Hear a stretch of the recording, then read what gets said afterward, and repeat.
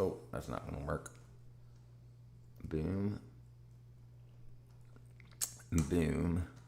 Hello, how's everyone doing today? Boom, boom, boom, boom, boom, boom, boom, boom, boom, boom, boom, boom, boom. Live. Bam. Oops. You gotta be kidding me. Boom. Live. Okay. Uh-oh. Docs. Nice. Nice.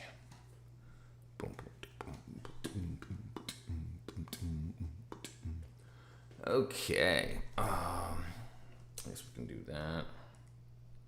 Boom, boom, boom, boom, boom, boom, boom. Bam, share, Discord, YouTube, send. What up, student brother? Send, of course, done. Alrighty. What's up, my brethren? New tab, YouTube. Let's see what's going on in the world today. Oh man, the first sign, jeez. Skin cancer. Quiet sprout. Going through a little mental situation right now. What's wrong, brother? Yeah.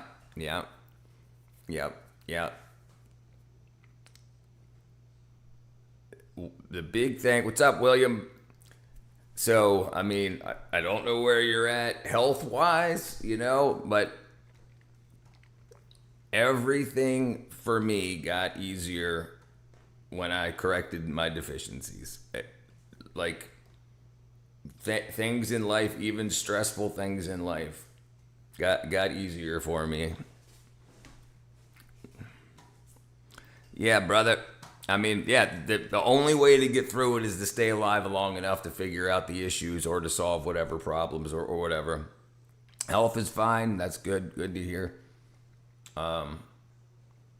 Homocysteine, stressing. And I go back to my number one. And I understand if it's something that you're going through, if it's something that's causing the issue, if there's a stressor in your life that's causing you that issue, but for everybody else,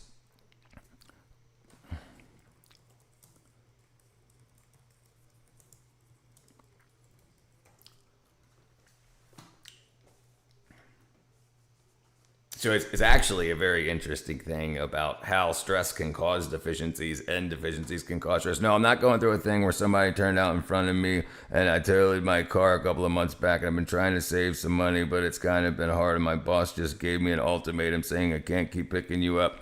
It's this job or no job. Gotcha. So that's not really a mental thing, I would say. That's situational. Yeah, so there's short-term rentals. I don't know. I mean, if you've got a paycheck coming in, I got no idea what your financial situation's like.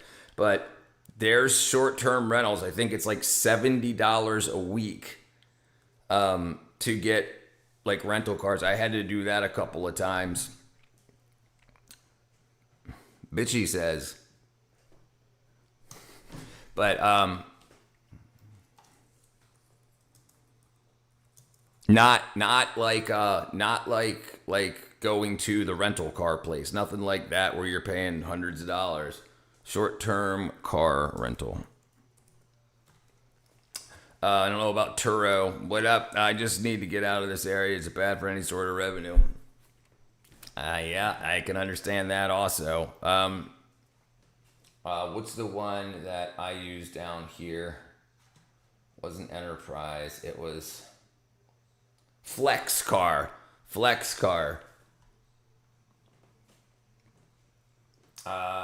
Or Zip Car. Flex Car or Zip Car. I think it might have been one of the two. It might have been Zip Car. I think it was Flex Car. I'm pretty sure.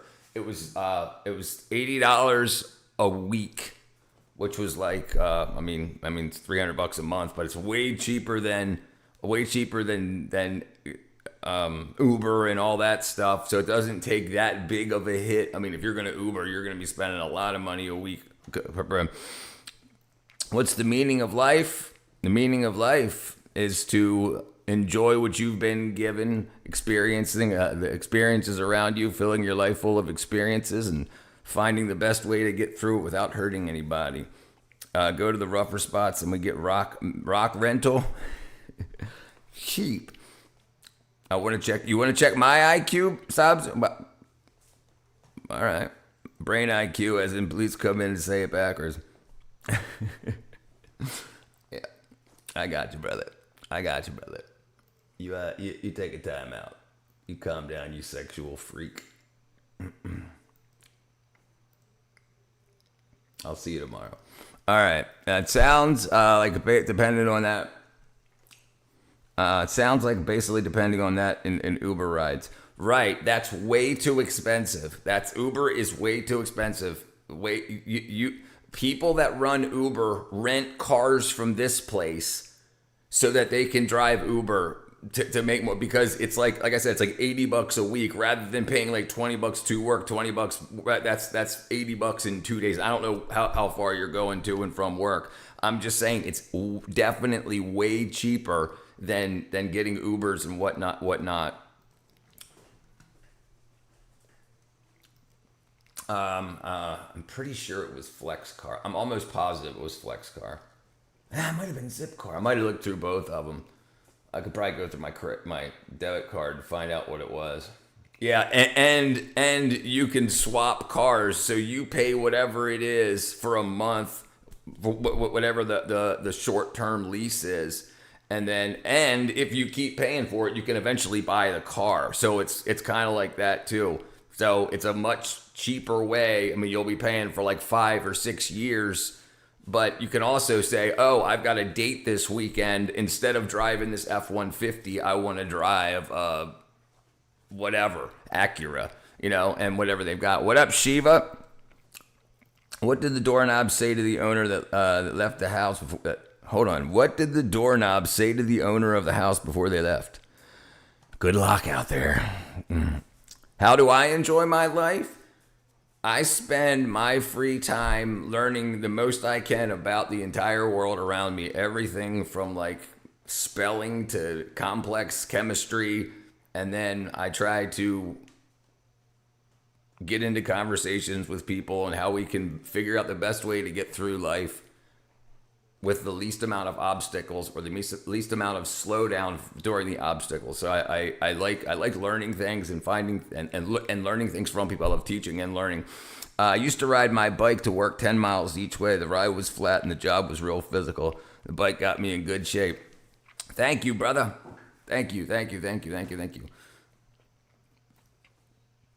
Yep, man, bike riding is easier on the body. Bike riding is a lot easier than most people realize, because we think about how tired we will be, but people forget about how much energy you get from exercise. People like wake up and they're tired and they like, man, I already don't want to go to work. If I ride a bike in, I'll be exhausted. And it's exactly the opposite. The exercise gives you energy. It's weird. 21. Did you like that video, Dylan? You stupid. What direction do you wipe? Ever try the side-to-side method? Yo, Betty White. When you're running, you're putting all that weight into your body. You're not biking. When you're biking, you're not slamming your knees into your body weight into your knees when your feet going to the ground. I've been roofing or digging a ditch. I don't know what I've been able to ride my bike. What up, Chosen? I had a bike up 3 hills when I was 14 to get to work. I was for $14 an hour. Check out the quantum computing breakthrough. All right, we'll take a look. Homelander, brother, long time no see.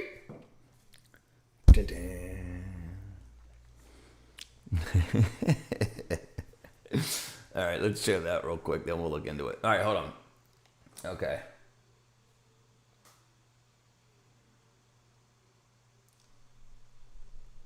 I mean, if it's too long for a bike ride, I would definitely look into FlexCar or Zipcar, one of those things, because then at least you can end up owning the car. You know, I mean, if not, it's better than just throwing it away to Uber or whatnot. The only way I would get an Uber is if I didn't have a driver's license. That's the only way. Yeah, man, exercise is good as bicycle riding. I miss the good old days. Now it's just me, a Jeep, and motorcycle.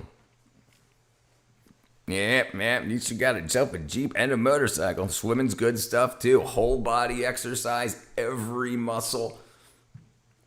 I had a bicycle. What's up, Term? When I was a kid, but it was stolen by an Amish street gang. Zipcar's the best. I definitely remember FlexCar, but then once I saw Zipcar, I was like, I definitely remember looking through both of them. I can't remember which one I ended up using. I timed myself. The fastest I covered 10 miles was 25 minutes. Yeah, that's pretty freaking quick. Yeah, I don't like throwing away money to an Uber. Then some of them act like they don't get tips and feel bad for them. If you don't want to tip them, I'm not down for that. Right, no, understood. But what you can also do is you have to talk to them and say, look, I need this ride every day, Monday through Friday. I know you're only making $6 off the ride or whatever. If I give you 10, will you come and pick me up every day and take me, you know, and then that's what you got to figure out, because you can't use that system, that Uber system. You've got to find it. You got to find it. There's a way through everything. What's up, Kat? I didn't get to hear your reaction before the driver's license thing. What happened? My reaction to what? What did I miss? Also, exercise on an empty stomach or a light snack. You want your body to tap into the fat reserve for energy. That's right. You want to burn through the sugar that's in your bloodstream, so to speak, quickly. Yeah, I just bought the Jeep last year, motorcycle, 7 years old. And speaking of exercise, I can bring my guests to the gym, so we should go when I'm in town next. All right, yeah. Avoid insulin spiking. Yep. My bikes got stolen by Arab kids. That wasn't very nice of them. All right, let's see. So what am I looking into? A quantum computing. News in quantum computing. I said that in your last stream that someone who saw my license today looked maniacal in my photo. She had a goth mommy pin on. All right, let's see. $2 billion investment. The U.S. government, Department of Commerce, announced a combined $2.013 billion plan for future funding under the CHIPS and Science Act. Good. So, good. This investment spans 9 quantum companies, includes Atom, D-Wave, IBM, Ionic, PsiQuantum, Quantinuum, and Rigetti, with the goal of scaling fault-tolerant systems and domestic manufacturing. That's so freaking good to hear. We're going to have so much manufacturing in America in the next couple of years. That's going to be really good. Submitted as a comment. China probably released a 500. Yep. That's exactly what's going on. I can't remember the name of China's big AI company, but they're offering it like pennies on the dollar compared to what we're like the American companies are offering it for. 877 cash now. 877 cash now. Librado, brother. Good. No, I'm good. I don't know if it's really going to happen at such large scale. I mean, you know, a very important thing, if you're an investing type, is definitely look into that. This is one thing that's good. Here's the weird thing about investing in these companies.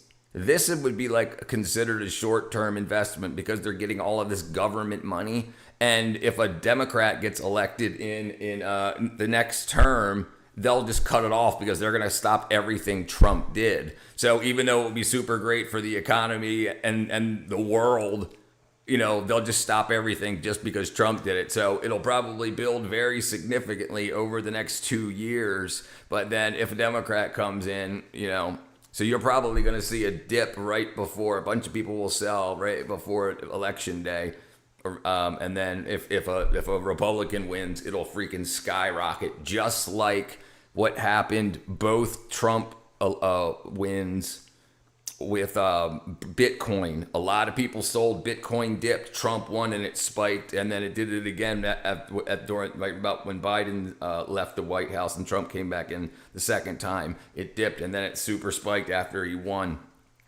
How's the World Cup preparation? Hey, I mean, I haven't heard anything about it. I haven't heard anything about it. I haven't heard any hype or anything like from the people, you know, like, yeah, I mean, I guess California, I'm in Georgia, so it's going to be in California, right?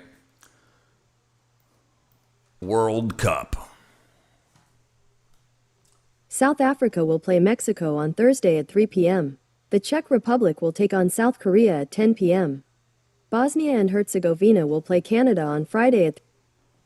I'm guessing you mean when it's going to be in America, America, USA host. Yeah, 2026 Canada, Mexico, the tournament space 48 team. Oh no, it's gonna be in Atlanta also. Atlanta, Boston, Dallas. Yep. So yeah, I haven't heard anything about it. I didn't even know that. Want to hear my thoughts on paranoid thoughts? Trump said before the elections, "Come on, Christians, get out and vote. It'll be the last time you have to." And people kept mentioning America's 250-year-olds and empire's average 250 years before failing. Yep. Yeah, it'll be very interesting, brother. Kat, the TV show Home Improvement, had a whole episode of his wife's driver's license photo. It was funny as heck. Everybody's license photo is terrible. Stevie Ray Vaughan put super glue on the tips of his fingers when they used to copy. A lot of people do that. Yeah, a lot of shredder guitar players do that. They a lot of times they start with like fingernail polish, like clear fingernail polish or whatever, to try to like keep the strings from ripping up their fingers. Also, Alan AI and with AI, I'm guessing that is, and Pete Thiel along with Libertarian. He wants a small government like one that can fit flash, and when you can fit on a flash drive, that's what I'm all about. Opening match will be played in Mexico, and the final will be hosted in MetLife Stadium, New York and New Jersey. What's your take on UFC freedom for a 2050 happening on Trump's 80th birthday? I don't really have a take on it, honestly. I really don't pay attention to a lot of that stuff.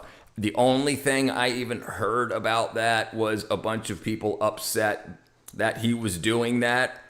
And then I saw a meme saying when Biden did the celebration in the same area, he had like topless women and whatever going on in that same area. And people are upset that he's taking back that win for the Libiquita community. And I mean, that's the only really thing I heard. So my driver's license pick sucks, even though the goth girl thought it was good. I don't want a digital government everywhere and everywhere at the same time. Yeah. Big problem what we got ourselves into, though. So the outlook on how much we're losing to fraud is, they're saying probably somewhere around $1 trillion a year is mismanaged, and a big chunk of that is probably fraud. So unless we really step up with how that stuff either just doesn't get distributed, or we figure out how, I mean, and it's a double-edged sword, because I would prefer if government assistance was paid with a digital currency, but then they'll just spread that to the people. Like, I don't like the fact that a lot of our and I don't mean like welfare and whatnot. I mean like the federal government helping out a state government with something, and then they just completely trash it and send it up to France, Mexico, Germany, and whatnot, just back to where they want the money to be. I heard about shooting in Kansas in the England football team base camp. Is that true? I heard something about that too. Yeah, I think it was there was four killed and 17 injured. Oh, that might have been Chicago yesterday or the day before. I just used Bitcoin since the CIA made that. Right. Just use Bitcoin. Problem is, it's too volatile. If you give somebody $1 million worth of Bitcoin tomorrow, that might be worth $500,000 just because of the volatility of cryptocurrencies. So Then they could be like, hey, now we don't actually have $1 million. You know what I mean? Doesn't have the stability. Big brother still big brother, or is it big sister? Big non-binary. Big non-binary. All right, let's see. You said shooting.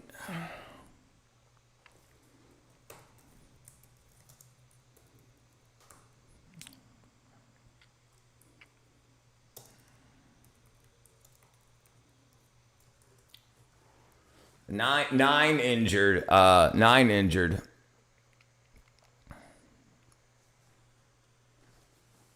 Let's see what they say. 9 people were injured in a shooting near England's World Cup. Did you know there's a pattern with Bitcoin's value? It takes 1,300 days and 365 days on the dot. 364 days on the dot. I didn't know that. I did not know that. Where it rises and it falls. Well, you know, if it's something you know, you might want to try to benefit from it. Based in Kansas City, Missouri, in an Spyware. incident that has raised fresh security Hold on one concerns. second. Spywares being sanctioned specifically for military purposes, which they will not be used for the public. Are we really being watched? Hashtag Meta is really innocent. We're definitely being Ahead of the watched. tournament. Police say they were called to Troost Avenue around 4 a.m. after reports of gunfire less than 5 miles from England's training base and not far from the hotel the team will use during the World Cup. Officers arrived to find a large crowd dispersing from the area. Kansas City police confirmed that 9 adults were later treated at local hospitals for non-life-threatening injuries. 3 women were initially reported among the injured. Authorities say no suspects are currently in custody and patrols are continuing in the area while investigations proceed. The shooting comes as What Kansas up, City steps up OG? preparations for hosting multiple World Cup teams, including England, Argentina, and the Netherlands. The city has secured a $17 million federal grant to support security planning for the tournament, with officials All right, yeah, sound people are getting shot. Great. Magically, that'll stop. Right, as soon as you buy in, there it goes. Yeah, but listen, Bitcoin, I didn't check today, but as of yesterday, it was very low. Like, it dropped like 50% of its highest value. I think it was $122,000 was per Bitcoin was its highest value, and now it's like below 60 or right around 60. And like a lot of people are going to buy low. What up, Arabica, brother? I live in Georgia, the United States. So a lot of people are going to buy because if it's that low, in theory, it's definitely going to go up. So it would seem, right? So then if you could buy that low, if it ever goes back around, when people don't have faith in the stability of the dollar, alternative currencies like cryptocurrencies, silver and gold, end up going up in value. So a lot of the stuff going on in the media, Trump's going to ruin the economy, a bunch of people will be like, I need to get my money out of the dollar and transfer it over to crypto, so that if the dollar falls off, at least the crypto will go up. So it's long term. People try to invest too short term. If you start investing for 5 or 7 years rather than for next month, things get easier because it's generally for the stock market, the S&P 500, it trends higher over about 10 to 15% year to year. So like if you say, hey, I'll buy now, it on a dip, it's going to in general trend up. And with all the stock market's doing very, very, very, very well now because there's so much investment in American manufacturing and in American companies. So, but buying in on a company could be very, very difficult. But with that risk comes very good payouts. You might lose it all, or you might gain a hell of a lot more. You might gain 600% rather than just 15% over the year, 12% over the year. Atlanta, Georgia, Mercedes-Benz Stadium going to host semifinals. Yeah, I drove by there. What up, stupid tomato? Should I put stacks on my 7.3 or straight pipe it? 7.3. I'd straight pipe it if you can. If stacks, should I do 1 stack in the center, 2 on the power stroke sticker in the middle? Do you have a 7.3 liter? Jeez, I think compiling all the data from all our devices and search histories, it could practically read our minds. Right, absolutely. Why do you think they don't want our data to control our movements? They want our data to control our spending patterns so it's easily predictable so they make a lot of money. Like, people think the government wants to, no, they don't care what you're doing. You're a social security number. They don't know who you are. They want to know what a bulk of people like you how they'll spend their money and what companies they'll spend on and whatnot. Brother, when there's a war over, come to Bahrain. Brother, I'd love to come. I'd love to check it out. But yeah, the war's got to end first. And I have an Accord CRV with 7.3 ZF6 6-speed. Hold on. Oh, I thought you meant a 7.3 in the Accord. I was about to say. Damn, you're stacked up. Yep. Ethereum. So I got paid 25 grand in Ethereum a couple of years ago. And I'm pretty sure that's dropped from when it was paid. Let me double check. I ain't looked at it in a long time. Okay, so let's look. Let's look over 5 years. So right now, so I got it at about 3,000, and it's down to today. It's at you can't see it, 1,700. So I got it at about 3,000, and so it's lost half of its money. But and this is the thing about like Bitcoin, look, or S&P 500.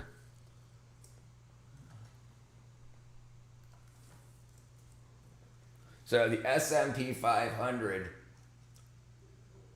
all right, let me see here. That's 5 days. So this is the S&P 500 over 5 years, okay?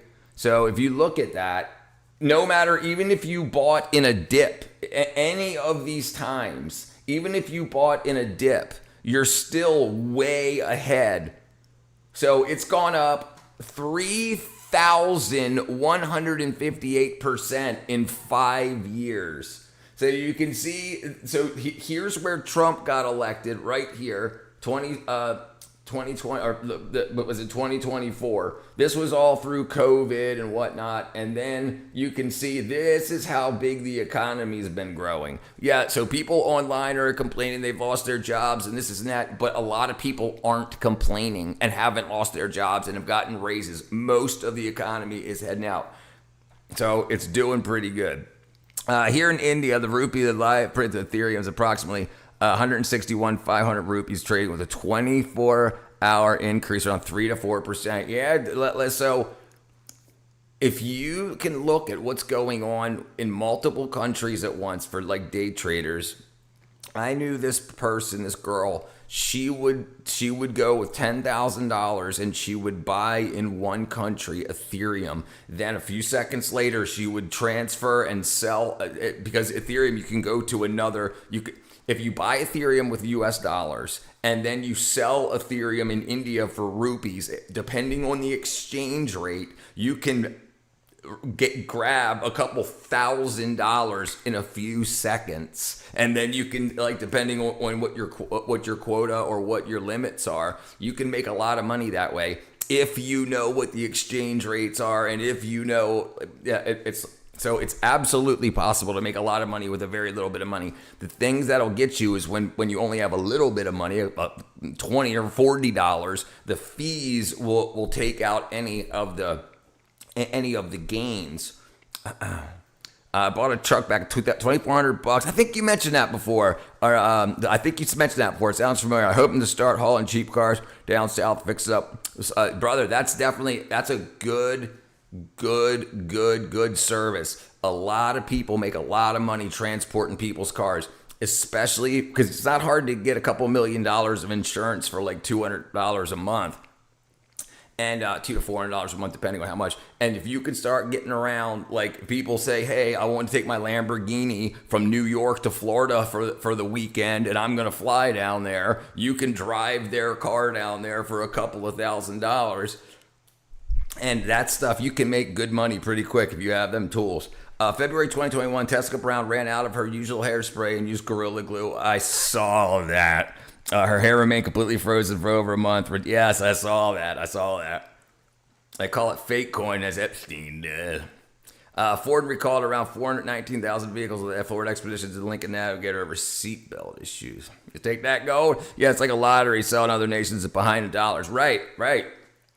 So if you know that, like, if you study the numbers, but most people don't. Most people just think, oh, I was born into this and the government's against me, blah blah blah blah blah. I can't. Then you never will try.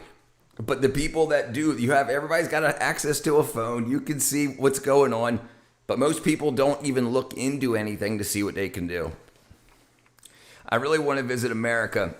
My family studied in the U.S., Boston for Florida, but I'm scared to visit because of all the gun violence. I feel like Orlando is more safe. I don't know. So Orlando's pretty safe. Anywhere else in the world in the United States is very, very safe. The only things people outside of America hear about America is the couple of cities that are run very, very badly, that have high gun crime. Think about, there's 350 million people in America. If you removed like the 4 states with high gun crime, America would be like 130th. So underneath all the other countries in the world in homicides. Yeah. I still got a little better driving 6-speed to start hauling, but definitely heading the right direction. Plus, I need to buy a trailer or rent one. Right. Yeah, you can get you one. It's all about the numbers and patterns. It's not that hard to find. It's not, but people have been so brainwashed into thinking that everything's against them. It's the elites and blah, blah, blah. Yes, elites do some wackadoodle stuff, but you can do the stuff that they're doing that's legal just because they know it. But people get so resentful seeing rich people have stuff. Well, how'd they get it? Yes, there are a lot that done evil stuff, but there's 1,000 new millionaires made every day in America. There's a bunch of people that aren't. They're just playing these systems. They're just using these systems that are available. Other people just don't do it. They'll rip off the government. They'll cheat on their taxes, but they won't actually try to do what everybody else does to get rich. There's more money in the world now than there has ever been. There's more money. You can write a book about how bad your life is and make a couple of $1,000s. You can write stories. No one even tries. They just think they're going to fail. But everybody thinks they're going to fail. You have to fail. The failure at least puts your name out in public. People love a redemption arc. Maybe in some months I will buy a couple of cryptos to see how I gotta take it. Yes, you've got to try. You've got to try. So like here, look at the S&P 500. Like I said, even during the crashes, okay, it's still, even if you say you bought here when it was 4,700 and then it crashed down here to 3,500, most people would be like, I'm losing too much money, and they'd pull their money out. Right? But if they would have just waited a few years, they would have made huge gains. Yeah, I love Europe for vacation, but I'm definitely taking my kids to Disneyland one day. Yeah, you should. It's very nice. See, 10 Light's got the brain where she thinks none of it works when you can show her that it works, because she'll never try it because she's pre-programmed to think that everything's going to fail. But now it doesn't work that way. You do 10 Light? Tell me a little bit about it. Tell me what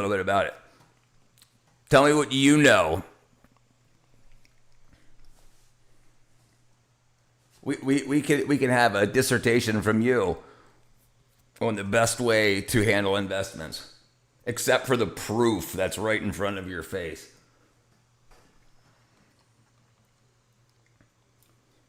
Okay, and then we'll look at, so I'll show you guys what I was talking about Bitcoin.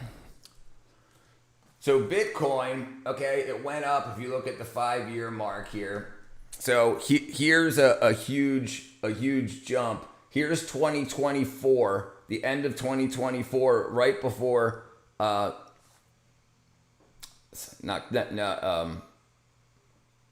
where am I at? So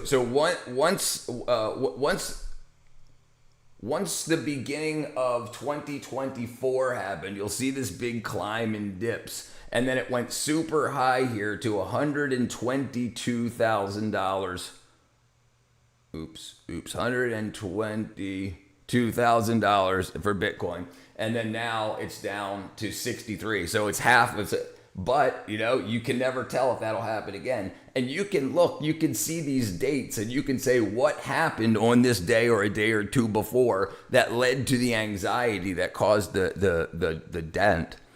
Yes, absolutely true. If this is if you take this in a positive way, making more money is easier more now than ever before. We can all have tools. We can learn AI and sell our products or skills and services. People they don't try. They think there's no way. They think everything's a scam and everything's broken, and then they don't ever even try. And then if you never try, you can't win. What happened to Italy and Hungary? Such world-class teams did not make it to the World Cup. They didn't take their vitamins. Guys, let's ship classic cars here and sell them.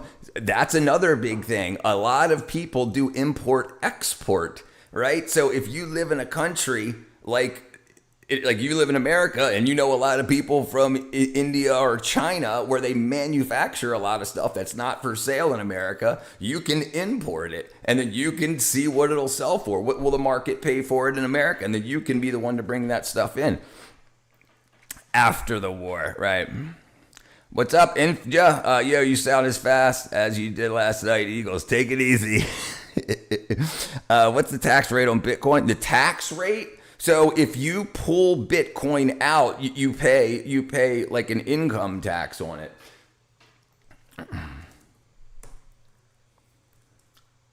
Okay, in the U.S., the IRS treats Bitcoin as property, meaning your tax rate depends on your holding period and your overall taxable income. So short-term capital gains, so average income ranges from 10 to 37% depending on your bracket. Long-term, which is held for more than a year. Profit, so it's profits. So it's only after you convert it back. As far as I remember. Net invested income tax, high earners, 3.8 per tax. Modified gross, so if you made 200,000 or 250,000, that's new from what Trump did. Trump talked on the dip. I don't know what you're talking about. I don't believe in digital currency as it's sketchy.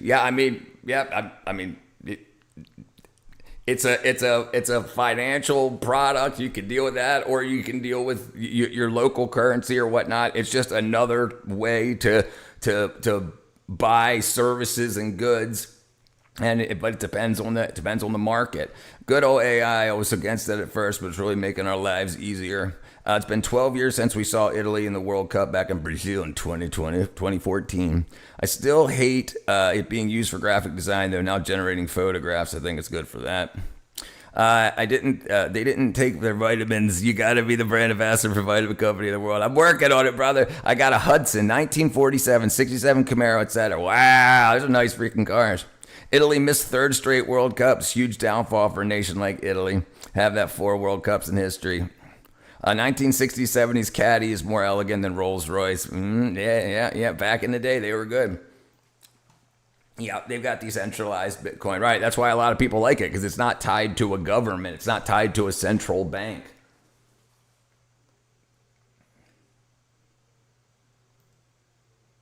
If you held crypto for a year or less before selling, profits are treated as ordinary income and standard federal rates of 10 to 37%.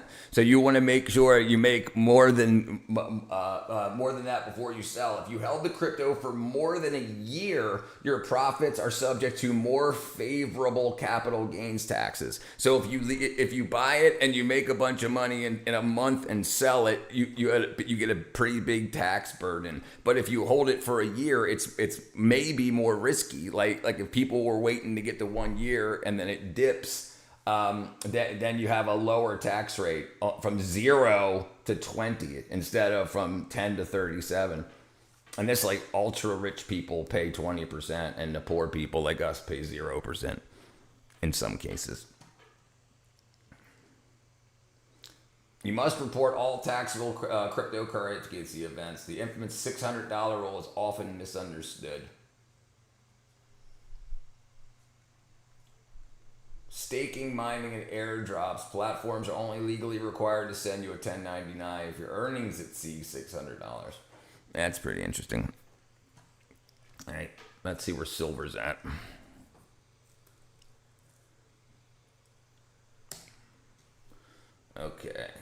down 68.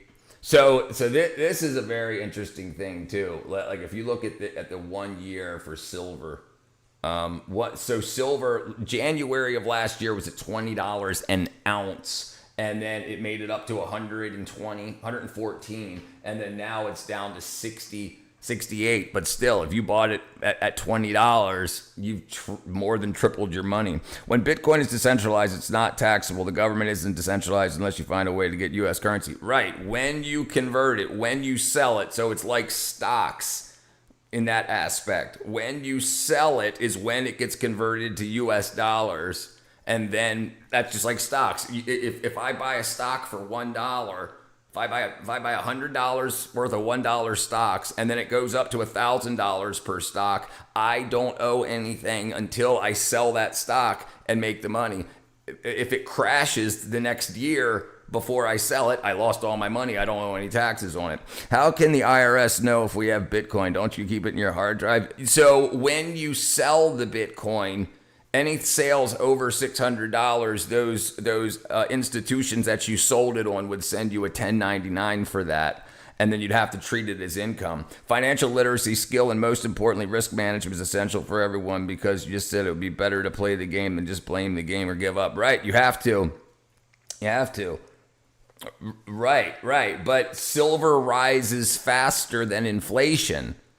So if you put your money in the bank, if you put $1 million in the bank, that $1 million will have dropped, will have lost value, so to speak, while it's there due to inflation, spending power. But if you would have taken that $1 million and put it in silver, it would have the value of that silver would have went up significantly more than in inflation. This is why bank accounts rarely ever give you close to the 4% inflation rate.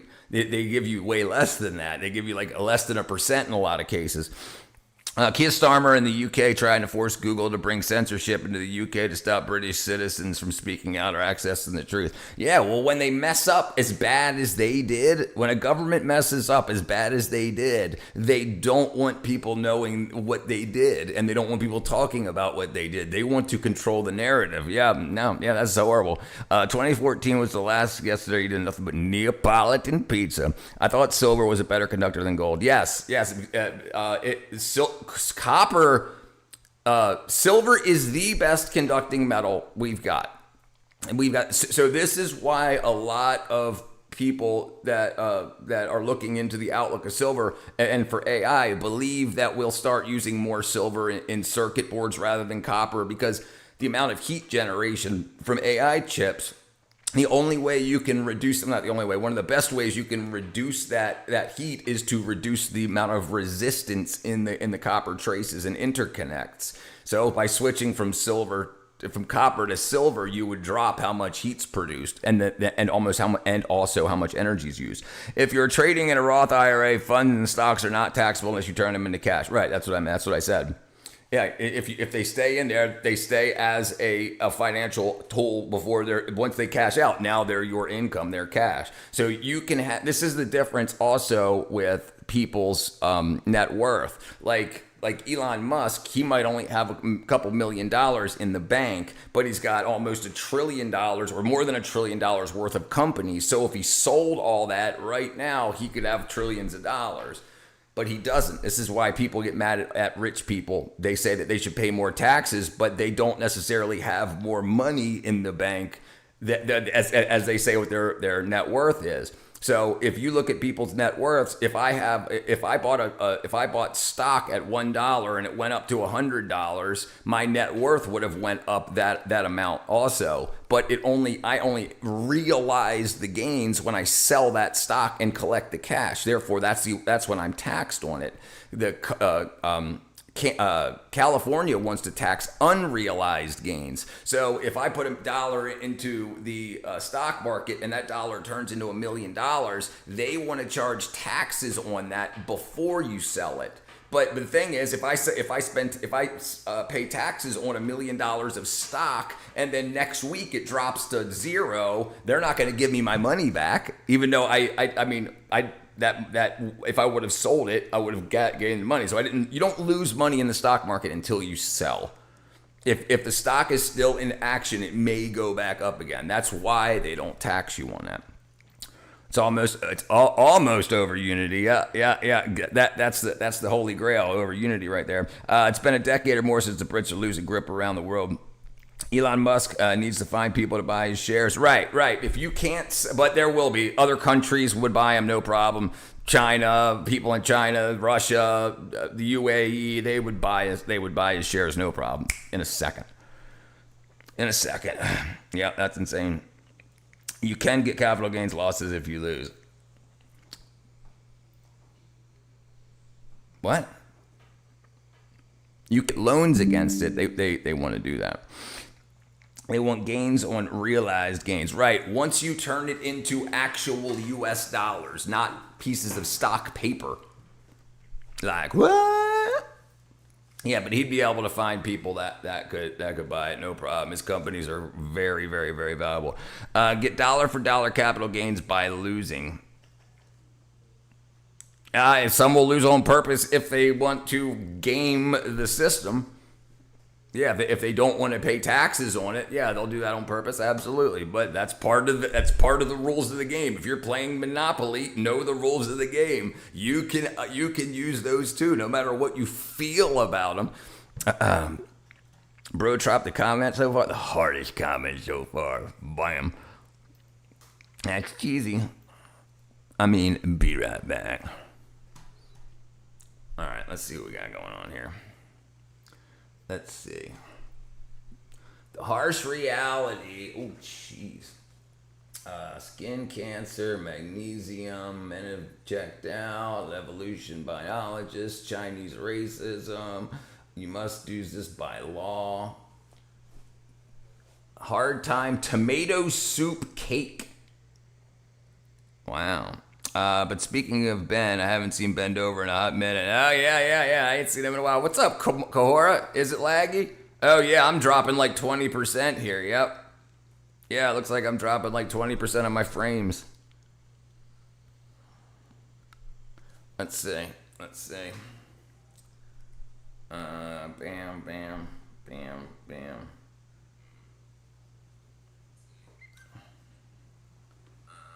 Yeah, it looks good now. Okay, cool. I'll have to wait till I get home and see the stream.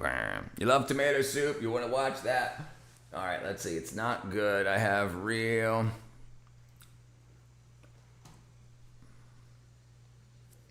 African airplane compilation. Let's watch this. If you get dollar for dollar, $1,500 single, $3,000 married for John Lee, okay, capital gains ride. Yeah, right. You get a tax benefit if you get married. Absolutely. This is why they don't want people getting married, because they want a guy paying as much taxes as he can and a woman paying as much taxes as she can. If they get married, they won't end up as a couple spending as much in taxes because they're now married.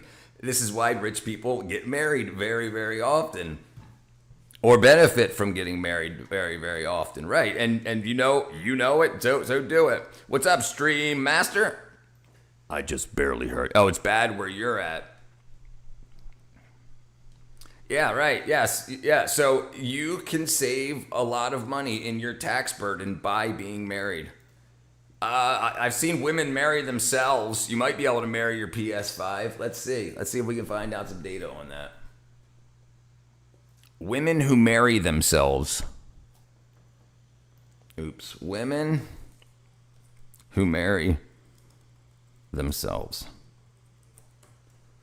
Women marrying themselves is sologamy, a symbolic commitment to self-love, self-acceptance, and personal wholeness. It's not legally binding in any country. Okay, right. All right, so it's just a psychological thing. You have to be on Wall Street to benefit from capital gains. No, you don't. The largest foul ever heard. What capital gains? What do you mean? If you've got a home, you're benefiting from capital gains. If you're worth more than $200,000 in everything, your car, your house, your assets and whatnot, you benefit. All right. So I guess you can't marry your PS. You can. It's just not. It's not legal, like on a legal basis. That's so crazy. A guy married a DS Lite. Can I load AI on there to make it self-aware? You can give it a try. You can give it a try. All right, let's see.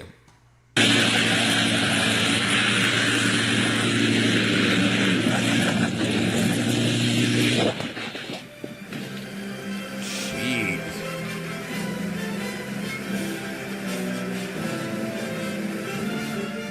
He dreams of soaring with the birds in an aircraft built with his own 2 hands. 12 other aircrafts he has built before have all failed to take off. All failed to he take hopes off. things will be different this time, Upendo. the 13th time. The engines roar to life, and then Upendo is out of his hands, and down what passes as a runway. Oh, it's remote control. It's gonna hit For a a ramp. few glorious seconds, Upendo is airborne, and then it crashes to the ground. And marrying a PS2, he's still Another greedy. dream dashed. The People are legitimately making more money by creating AI videos. Yeah. I mean, so it's falling off a cliff now that YouTube doesn't pay for them anymore. So like people were making a lot of money, like 40 grand a month and stuff like that. PS2 reminds me of God of War, Smackdown, Here Comes the Pain, Tekken, great game, Tekken. People being demonetized on YouTube for AI.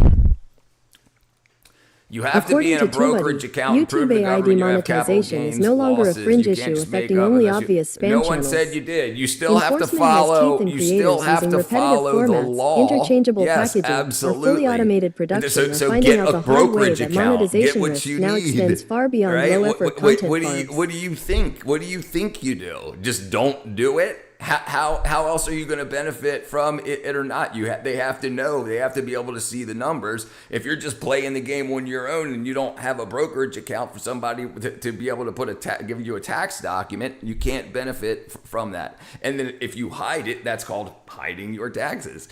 That's illegal. Yeah. So get a brokerage account. It doesn't cost anything. They'll just take a percentage of what you gain and what you do. God of War and Hitman. Oh, Hitman. That was a good one. teen is not a lucky number. Oh, sorry. YouTube demonetization is no longer a fringe issue affecting obvious spam channels. Enforcement has teeth and creators are using repetitive formats, interchangeable packaging, or fully automated production, or finding out the hard way that monetization risk now extends far beyond low-effort content farms. So you can make something with AI that has AI in it, but even like people that were doing full AI stuff with AI voice and AI actors and everything, that's all not going to be monetized. You can post it all you want. You should push Robinhood ad right there. It's that. Dun, dun, dun, dun. They got to give me a call. They got to give me a call.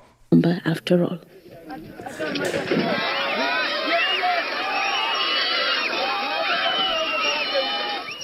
And when the time came, the homemade plane was towered by a car to gain the required speed to take off, but seems to be more obsessed with the ground than the air. Yeah, failing he's to doing that take for the off. crowd. He ain't doing that for the trying to fly. Absolutely not. Yeah. On TikTok, We they're had giving our them first account test warnings flight for low on quality 26th content. of November.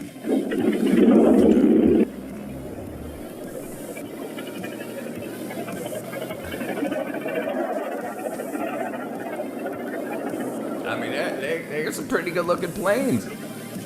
They might not fly. Yeah, just go faster. We Hey, tested hey. the speed.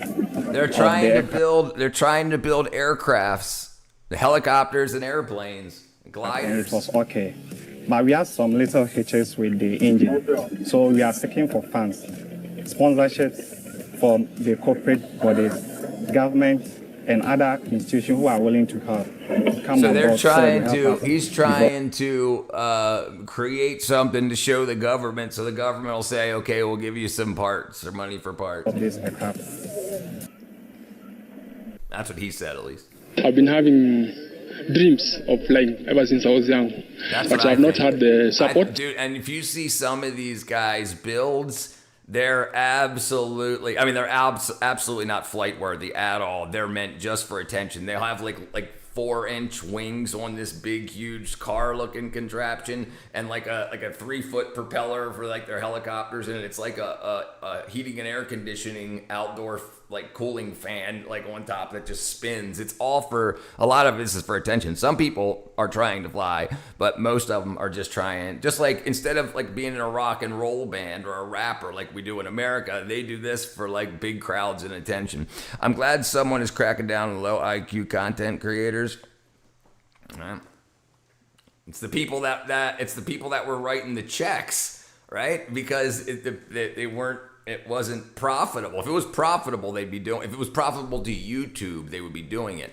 The problem is it's very expensive to use YouTube's AI generation tools, and it's not worth the money. If you could use YouTube's AI generation tools and it costs $5,000 to make a 10-minute video, if that video doesn't make way more than that, enough to pay the creator and whatnot, and then have that profit to YouTube, it's not worth it to them at all, right? Because they got to pay the bill on the AI tokens that took to create that. So it's just not financially feasible.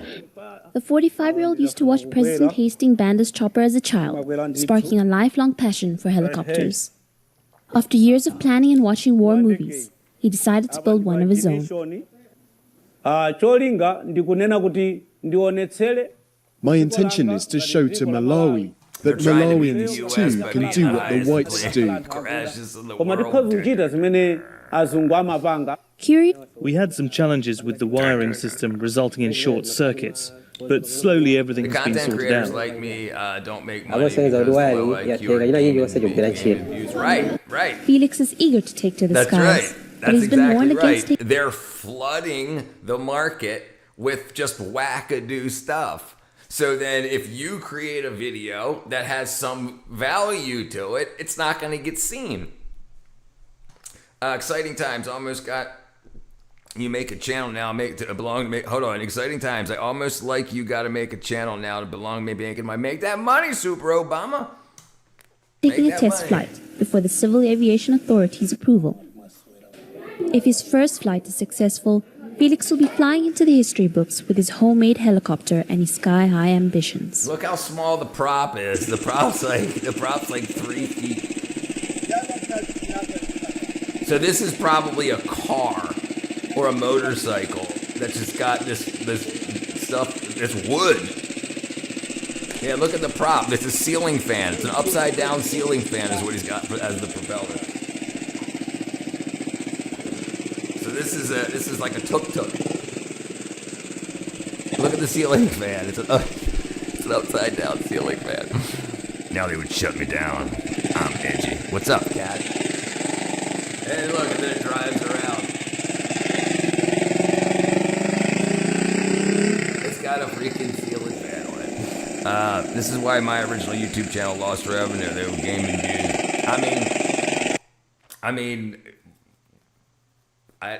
I don't know. You think that's why? That's a 100cc bike. There you go. He's gonna move it around.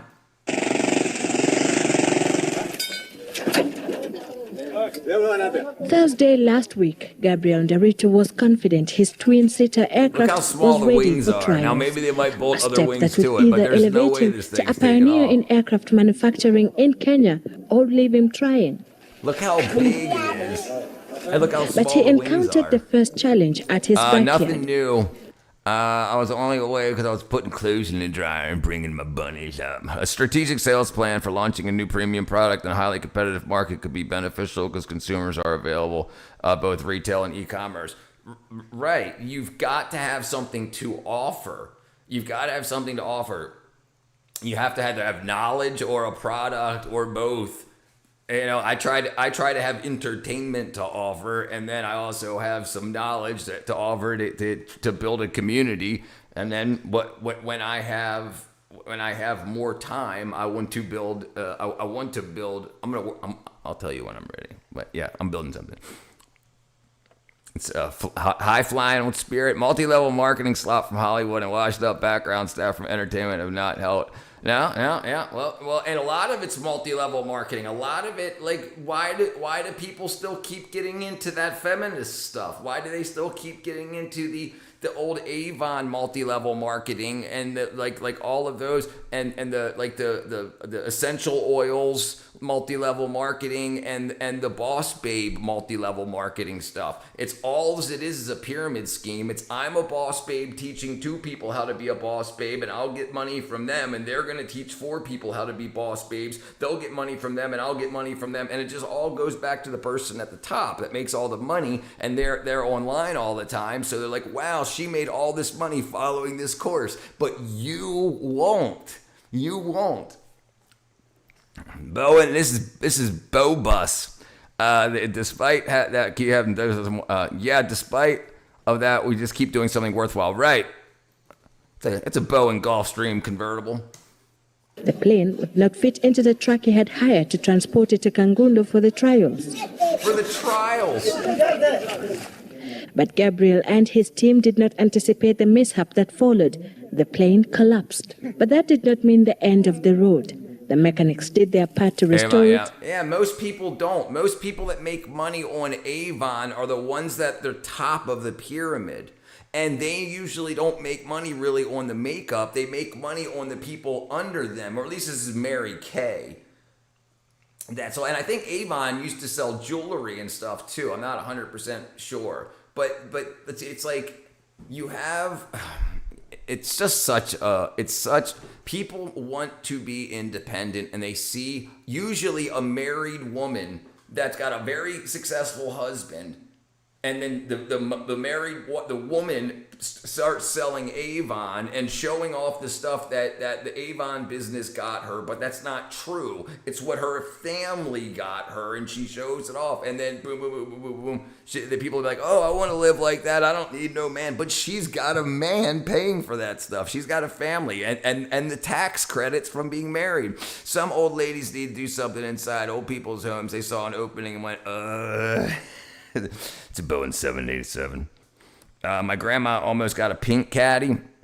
I had to pay $50 for the starter package. Scam. Like, yes, it's a scam, right? So a portion of that money went to the person that sold it to you, and the rest went to Avon, right? Yeah, and that's the crazy. If the companies work, there would be no charge for the starter pack. If it worked, they would just give it to you. They'd be like, please, there's too many people trying to buy from me. Here, take this and sell it so we can sell more of it. That's not the way it works. If you're paying, it's like paying someone for a job. Like somebody's like, I could make you a millionaire if you just give me $300. What do you mean? You're already a millionaire. Just give it to me. Give me the info. Is Boeing more advanced than Airbus? I would say they're probably pretty much neck and neck. I know that they steal like designers and engineers from each other. Who is more advanced, Boeing or Airbus?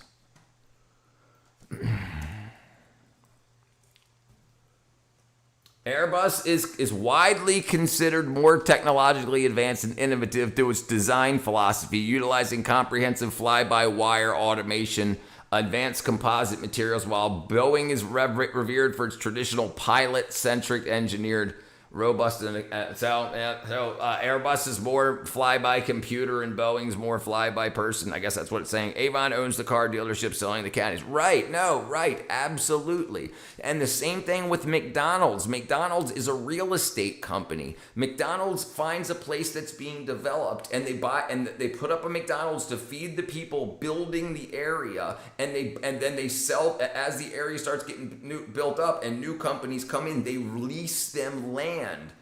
And then that's how McDonald's gets so they don't make all their money selling cheeseburgers. Great convo. I learned about S&P 500. Always learn something new. Gotta go now. Time to sleep. All right, brother. Keep on grinding. I'll keep going, brother.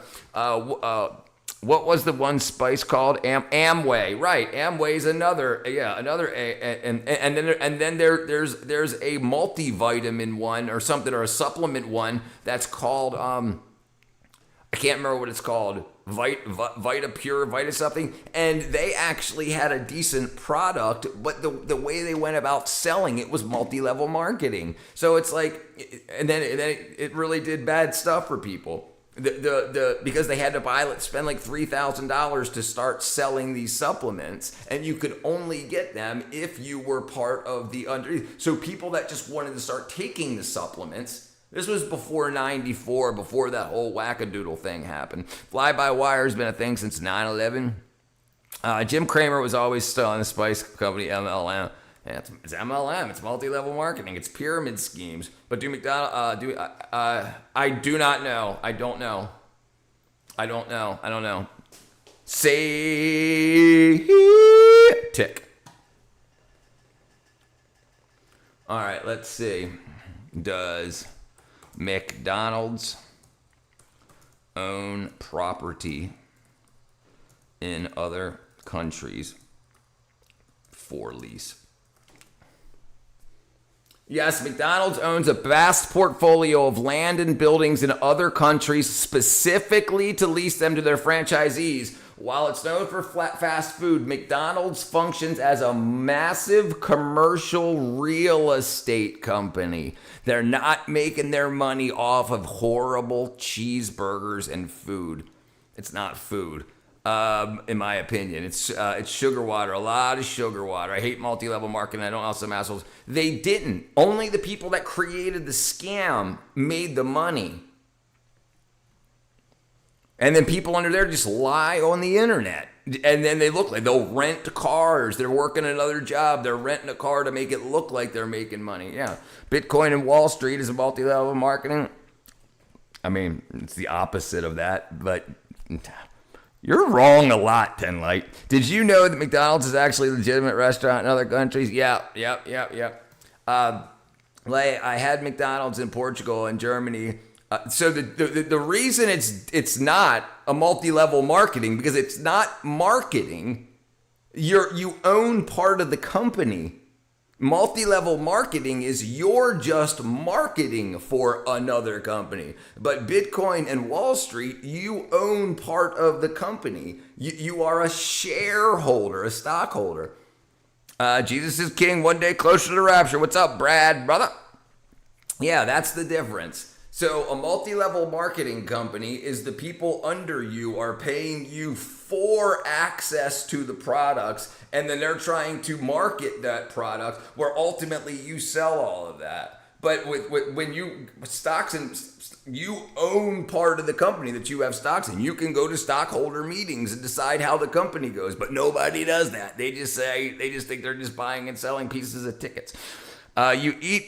You work and live McDonald's slop. What you clowning about? Hollywood agencies buy into Hollywood MLM slop marketing. Yeah. But a lot of people made money in Amway. Amway was a little bit different. Amway was a little bit different because of the types of products they sold. And if you could go in, if you could be a good salesperson, you could with Amway go into like restaurants and hotels and say, get all of your soap through me, get all of your soap dispensers and your paper towel holders and whatnot. And people could make money. And then when they started making money, a lot of people said, I want to be like you. And then they spent however much it was, $800 or whatever it was to start in Amway. So that's how the layer under them made a lot of money. But yeah. But that ended up going boobs up. MLM is defined, but you needing to pay money just to get in. Then when you get in, then that's right. You don't own anything. You're paying money to get a salesman job. That's multi-level marketing. You're saying, please let me sell your products. Here's some money. Please let me sell your products. Stock market is saying, I like what you're doing. You keep doing that. I'm going to help you keep doing that. And any more money, the difference between multi-level marketing and stocks is you never get, in a multi-level marketing, you never get money from the people up top. But stock market and whatnot, you do. You do. It's so as they make money, they distribute that wealth back down the line. Hollywood also has a Screen Actors Guild. They buy into other fees and dues. Right, that's a union. Bill Clinton is a giga chad. He definitely is. Robinson, how you doing? Bill wishes he was a giga chad. He's not. He was that man. He was that dude. Yeah, absolutely. Ted, like, when people are making a lot of money, the way most people get rich is by draining those people's money. So, like, the people that really get rich in Hollywood aren't the actors and whatnot. They'll end up broke. It's the managers and the doctors and lawyers that surround that company, the support companies, make all the money from these people. Jewelry stores are where it's at. They get their jewelry on consignment and only pay when they sell. Yep, that's a great thing to do. And that's another thing there. If you've got the gift to gab and you've got good sales technique, you can sell other people. People are saying, hey, I can't sell this. I don't know what it's worth. And you say, I've got the knowledge to know what it's worth. And people will come to my shop because they're looking for things like this. So that's good. You're not just at like a pawn shop. Did they have the Riz? They had the Riz. He did have that Riz. Flat World. Anyway, Herbalife. That's the one I was trying to think of. Mary Kay, Permica, all the same. Right. Yep. Monica probably only got him for her career. Oh, absolutely. Yeah. Stock market is risky. Some stocks and funds pay dividends. Right. That's why things like the S&P 500, you don't buy stocks in one individual company. You can, or you can buy like you can buy into a fund that has a bunch of those companies. And if some of those companies do bad and a lot of them do good, you still get a benefit out of that. If you just buy one of the companies and it does bad, then you do bad.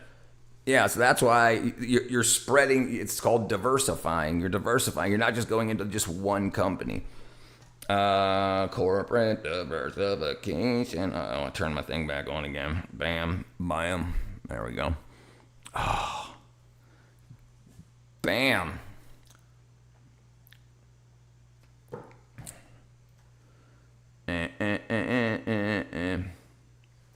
Okay. Oh yeah, let's go back here. Union Pacific pays nice dividends. And the IT specialist tax-free low. Right. They're brilliant. So they say, we want to put train tracks all across the United States. We need money for that. And then people say, okay, I'll buy some of your stock. And then after all of those tracks are built and you start delivering goods all over the United States, you're going to start making a lot of money. I want a percentage of that. And for each stock certificate I have, I want blah, blah, blah, blah, blah, blah percent. That's the agreement that you make, the contract. And they make a lot of money because trains are still one of the most efficient ways, fuel-efficient ways of moving a lot of stuff across the continent. Yeah, mutual funds. Yep.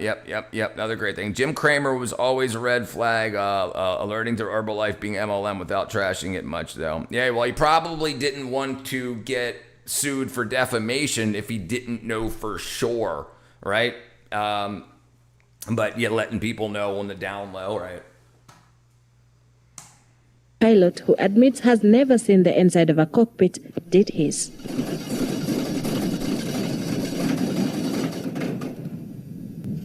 The second and third day ended without much success. But by Sunday, the team had done everything in their power to get this plane powered by a Toyota NZD engine and a chloride exide battery to make sure it would fly. Even if we are able to make it 3 feet or 4 feet, we believe we will have moved a big step. So in a spirited mood, they gave the aircraft the push they thought it needed to gain momentum for takeoff. A crowd had formed, anxious to see a potentially historic moment. But just when it seemed ready to take the leap, it diverted from the runway and collapsed once again. Gabriel was heartbroken, but surprisingly, his spirit was unbroken. I'll go back to the drawing board and design the landing gear better and also study a little bit more about the landing gear. According to his judgment, the problem lies in the rear wheels. He says it is clear they can't support the weight of the 800 kg plane. mpaka only Jesus tuhakikishe ya saves. kwamba hiyo miguu The world itaweza is passing away kumundu for ile eternity. uzito Thank you, tu ya dogs, hii. of God's In a gifts. month's time, As Jesus Gabriel says unto expects to them, be I am the back way, here the for a truth, and the second life. No trial. man come to the Got Father quite a but by bit of me. That's reserve correct. John 4:6. willpower. 14:6. And I think Everyone has sinned the which small condemns hiccups are more it's damnation without Jesus. And they said, believe in the Lord Jesus Christ, and thou shalt be saved. Not house. Bam. Take it easy, brother. See you later, cat. Thank you, dogs, brother. Too bad my husband didn't come on stream. He'll probably be here later. Yeah, Bear Stearns is just a brokerage company. Right. A very poor brokerage company that doesn't seem to probably have to talk to people in the industry to know pretty much where it's going. Doesn't matter if they're just a brokerage company. Saying things like that will keep you from investing in companies that can help you make a lot of money. Vanguard 500, yep. That's what a lot of the movie industry, like the IATSE studio, that the IATSE union that I was part of, that's where our retirement stuff is. Basic airplanes are stupid simple. Right, these things are overcomplicated here. Henry's taking a poo. Good, Henry. So nothing to do with the aerodynamics. They are more so to do with small practicalities like sparking plugs. Nothing to do with the aerodynamics. Nothing to do with the aerodynamics, he says. When you dream big, you have to start somewhere. For Chris and Samba, the founder of the African Space Research Program, that entails using his back garden to construct Uganda's first and it jet looks like he built aircraft this in his back garden, and he probably can't get it out of there. and launch of a satellite into space. Okay, we are supposed to at least have a probe in the lower orbit of the Earth, at least in the next 4 to 5 years. 45 years? There is still a long Vanguard way and to State go. Street are government holding The retirement. engine for this prototype Not is just yet to that. be You built. can, a lot of government is in there, right? But you can absolutely, you can go to Vanguard right now and you can buy in. Vanguard. Yeah. 20 horsepower. Yeah, I mean, maybe that airplane, maybe not, but yeah, 210 horsepower motors. Nothing to do with aerodynamics. Right, dude is high. Yeah. So, yeah, here's Vanguard here. Cash savings plan, earn an additional 0.25%, boost your base, extend it through for everything that's worth. If you want to prep for retirement, live in the moment, plan your estate, or save for school.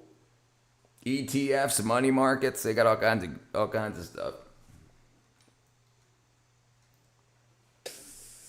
Chris and his team are just putting the finishing touches to a shell, and they will have to build a much more robust machine from scratch in order to realize his dreams. But his volunteers appear willing to put their lives in his hands. As we take this project up, I expect Notice to it be says one volunteer, of the not participating employee. flying pilots for this project. So far, the program has received a modest $80,000 or so in private donations, but his prospects have been boosted. So he started building a plane and posting it on the internet, and he got $80,000 in donations. Do you know how many years of basic like street cleaner janitorial in Africa pay that is? That's like 8 years easy. By an official pledge of support from Uganda's government, which is donating an undisclosed sum. President has talked to them on phone, and based on my report, he has agreed to give them some support.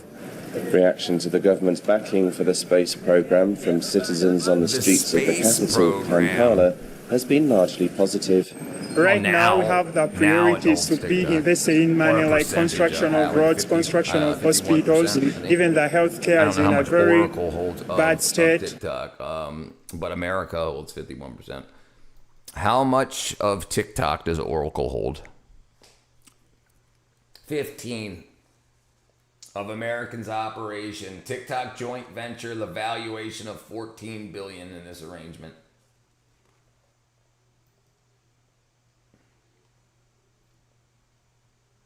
ByteDance only holds 19.9. So basically, they had 100, and then the government said, we're not going to let you be on any American devices anymore. And they said, okay, we'll take 19.9% because they're still going to be billionaires when they sell.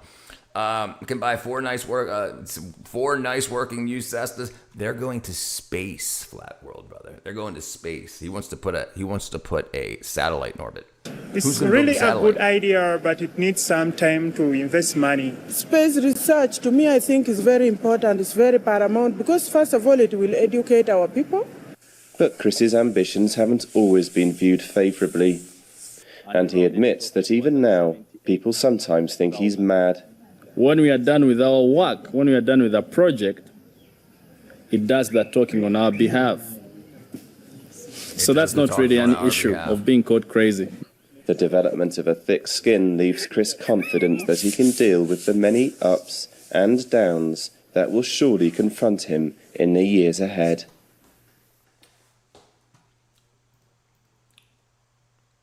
Does Oracle hold 85% of TikTok? No, not exactly. Oracle doesn't hold 85%. Instead, Oracle and a consortium of other U.S. and global interests acquired 80.1%, a controlling stake. This is why 80 plus 1 plus 19.9 is 100. The TikTok, China, ByteDance owns 19.9%, and the American investors hold 80.1%. That's how math works. All right, let's see. The African Space Program. Tales from the Bottle. Today there are many countries with their own space programs, but only 3 nations have ever launched their own crewed spacecraft: the US, Russia, and China. China's capabilities here are largely attributed to the Russians letting them copy their homework, but American and Russian space programs date back to the 50s and were fueled by a mutual rivalry to develop space flight capability, known as the space race. The space race saw the United States and the Soviet Union compete to create the first artificial satellite, put the first human in space, and put the first man on the moon. But there was an unlikely third competitor that threatened to beat them both: the African nation of Zambia. Yes, in the 1960s, Zambia had its own space program, although, well, if you've ever seen Ghana's advanced military hardware, this was less convincing than that. Zambia's space program first came to international attention in 1964, when Northern Rhodesia gained independence from Britain and became the Republic of Zambia. There can be a few reasons why they do that. If they talk to the shareholders and they say, we need $8 billion more to move to this next development stage of something, instead of asking them for more money, they can just not pay them dividends for a while. That would equal that amount, and then they might be coming out with a new plane or a new product or whatever, and then the people would be paid back plus interest. Or they might just fail. So there's options. BlackRock too. My AI has constantly said Oracle and 50%. Yeah, it's that your AI is incorrect. It's incorrect. It's definitely incorrect. The global media were surprised to hear of a Zambian man who wasn't all too happy with this, and even more surprised to find out why. He was Edward Makuka Nkoloso, a grade school science teacher and director of Zambia's National Academy of... It can't own it. It can't own it. Because ByteDance owns 19.9. If Oracle owned 85 and ByteDance owned 19.9, that would be over 100%. And you can't go over 100%. 100%. Boeing is a government company. It paid a lot by the taxpayers, absolutely. But I don't think they're a government company because they have stocks and bonds. So they've had what do you call it? They're a public company. Unless something has changed in the past 10 years. Boeing public company offering.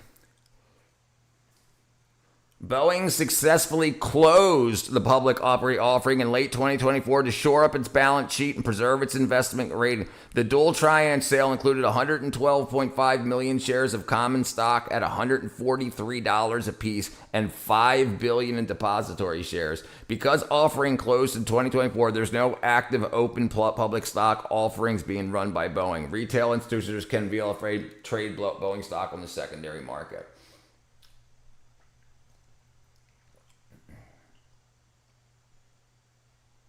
That's 2024. Okay. So how much stock do they have in the market? What's their stock share? So they're at 215 now. That's pretty bad. Let's see how much it went up in the past year. And so it's pretty much stayed right around. 5 years. Yeah, they've had a rough couple of years. Public listed. All U.S. airlines are subsidized by taxpayers. Right. Maybe your AI was referring to Class B stock, maybe. And that's a problem too. You know, you have to be specific. Of science, space research and philosophy. Enkel also complained that the current political machinations were disruptive to his space program and his quest to beat the US and Soviet Union to put the first person on the moon. Now this may surprise you, but Zambia's National Academy of Science, Space Research and Philosophy wasn't an official office. Enkel also had made it up and appointed himself Director General. Despite this, the Academy did actually have a facility and trainee space cadets. Believe it or not, they even had a rocket. That's a rocket? No way.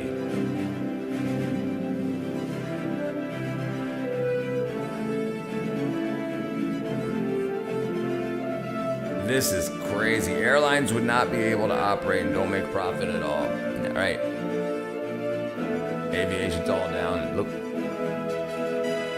That's the rocket.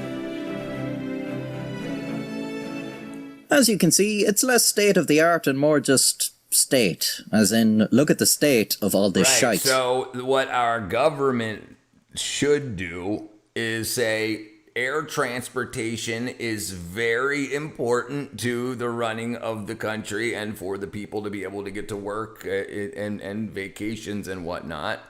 So what do we need to do to make that happen? And then they would say, okay, we need to distribute this much money to these companies to keep them in shape, to keep them being able to run. But let's see. Let's see.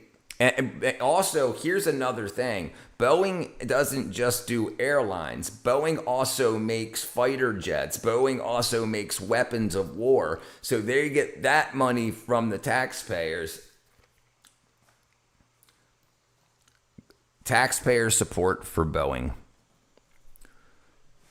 Taxpayer support for Boeing mainly takes the form of massive state and local corporate tax breaks, federal defense contracts, and multi-billion-dollar pandemic-era loan guarantees. So they get the money. So the government just says you don't have to pay us as much tax as you normally would, rather than just giving them billions of dollars, and then buying a bunch of stuff from federal defense contract. And then it looks like probably some sort of PPP loan type thing.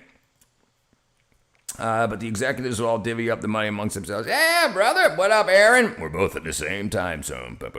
Google added Alphabet on top of Google and has 2 or 3 categories of stocks. Google does not want a hostile takeover. Absolutely, of course they don't. But who's going to take it over? Nobody in America. It would be an outside interest. It would be somebody outside of America, like China would do that. Hello, Cole. Papa. Hello, Papa. Yeah, the Academy's facility was an abandoned farm, and Enkelosso's dozen trainee astronauts, or Afronauts as he called them, were little more than teenagers. Training exercises included being put in an oil drum and rolled down the hill, and swinging from a tree on a tyre. This was to simulate weightlessness. Encoloso said his space program was inspired by his first flight on an airplane, where he was disappointed that the pilot wouldn't stop the plane so he could walk around on the clouds. Man, they don't even stop to let you have a piss, never mind go for a walk. Encoloso's goal was to put an astronaut on the moon. The Academy had also come to the conclusion that Mars was inhabited by primitive natives, and Encoloso wanted to set up a Christian ministry there to convert them. But he wouldn't be able to do any of this without financial backing, so he wrote to numerous countries and organizations asking for money, including the US, the Soviet Union, Israel, and UNESCO. The amounts he asked for ranged from $20 million to $2 billion. Surprisingly, every organization turned down these very reasonable requests, although some did respond with well wishes and advice. Sadly, you can't fuel a rocket ship with well wishes and advice, and assumedly they tried, but Zambia's space program soon fell apart due to problems. I tell you what, if you want a long-term investment strategy, something interesting to look into would be something like shipping, because we ship a lot of things. China ships a lot of stuff. India ships a lot of stuff to America. But a lot of times those boats go back to China and India empty because we don't build anything here to send back there. So if we start building lots of stuff that China and India and other countries want to buy, then we will have a much more thriving shipping industry, and then that will continue to go up. Both internal and external. Encoloso claimed that foreign meddling greatly disrupted Zambia's space program, and spies from the US and Soviet Union were eager to steal their secrets, which, according to Encoloso, were way more advanced than anything either of the superpowers had to offer. Another problem was the Academy's constant relocating. Their headquarters would move to locations that just coincidentally lined up with whatever new day job Encoloso had gained employment in. Worst of all, though, were the astronauts. Astronauts, famous for their bumbling ignorance and high-handed arrogance, are well known for their grandstanding and their hot-dogging, and the astronauts were no exception. Encoloso claimed the international attention had gone to their heads, making them think they were stars. They had the gall to ask to be paid for their work. Two of Encoloso's best men went on a drinking spree and never returned. Another joined a local tribal song and dance group. The rest, Encoloso claimed, were too busy making love instead of focusing on their studies. A female astronaut fell pregnant and had to return to her parents. By 1969, man had reached the moon, but the flag that flew on its surface was American, not Zambian. Edward Mukuka Encoloso had watched someone else achieve his dream. Zambia's space program was nothing more than a laughing stock. But who was the joke? Yeah. But they don't fill the amount of shipping from India and China to America does not equal the amount go back. They don't fill, like when China sends lighters and vapes, we don't fill that thing up full of empty cars, or used cars and then send them back. A lot of that shipping goes back empty. I mean, because there's just way too much. We buy way more stuff than we sell. Leon. Who was this guy? Was he for real? Edward Mukuka Encoloso was born in 1919 in northern Rhodesia. He received a missionary education learning theology, Latin and French. He wanted to join the priesthood but was drafted to fight in World War II as a member of the Northern Rhodesian Regiment under Britain. In the Signal Corps he was promoted up to sergeant, and it's here where he reportedly first learned an interest in science after being shown how to operate a microscope. After the war, Encoloso wanted to found his own school, though the colonial administration denied him a permit. He opened one anyways, and it was shut down and he was prosecuted. He then joined the resistance movement and gained a following as an activist and freedom fighter. He was arrested and imprisoned in 1956 and 1957. According to Encoloso, he was tortured during this time. Upon his release, he was appointed National Steward of the United National Independence Party, which was formed by Kenneth Kaunda, who would later become Zambia's first president. When this happened, Encoloso served as President Kaunda's special representative at the African Liberation Center, an organization that supported the work of freedom fighters all across Africa in their struggle against colonialism. Friends and enemies agreed that Encoloso was a very well-educated and likable fellow, but what they couldn't seem to agree... Al-Qaeda in Afghanistan gets its Toyota and its Range Rover. No, they do. I'm just saying we don't fill every single ship up. Like if 100 ships come here, we might fill one up with those vehicles. And we may have done that in the 60s, 70s, 80s, and 90s, but I'm saying a lot of ships leave America empty. Well, let's see what the data says, what's available. I'm not saying we don't send them, we do, but we don't fill up every single shipping container or every single ship that leaves America. A lot of containers are empty. How many ships? How many ships leave America? How many ships leave America with products compared to how many come to America with products? United States consistently imports significantly more products than it exports. By volume and value, ships carry roughly 53% imports and only 38% of exports. Overall, the U.S. process a massive volume of global maritime cargo, leading to a substantial trade deficit. So that means that we're buying more than we're selling. So we're making a lot of countries way more money than they're making us. Total value. U.S. exports 1.7 trillion while importing 2.8 trillion. This leaves an annual persistent deficit of over $1 trillion for physical goods. So we might be sending all those boats that bring all those containers with lighters and cars and building materials and computers and televisions. They show up here, but what leaves is nowhere near that amount. A lot leave empty. A lot of those ships leave here empty, and they go back to China and they fill up again. They come back here and then they leave empty. And what it should be is they fill up in China, they go to America, they unload, they reload, and then they go back to China, unload, reload, and then they're always moving money. And what are the products we sent back? Probably a lot more food, soybeans, but let's see. American exports.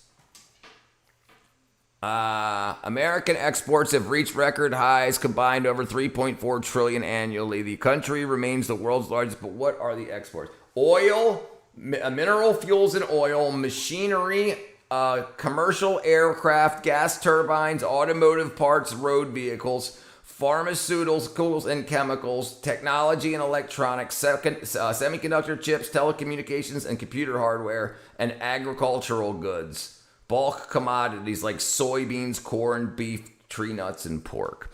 It's going to be like Hitchhiker's Guide to the Galaxy, and literally everything and literally every physical thing is in the U.S. Right. Great freaking book, by the way. Great freaking book. All right, let's find something better to watch. This thing's driving me crazy. All right, let's see. Trial over. Witness turns on Carmelo Anthony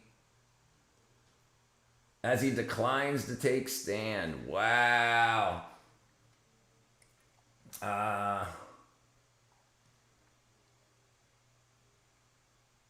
Israel and Iran paused strikes 18 minutes ago. Good.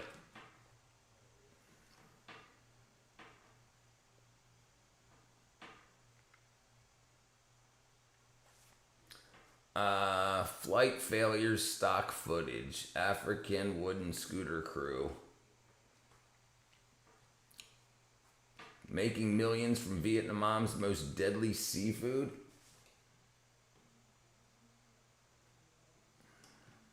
Good evening, John.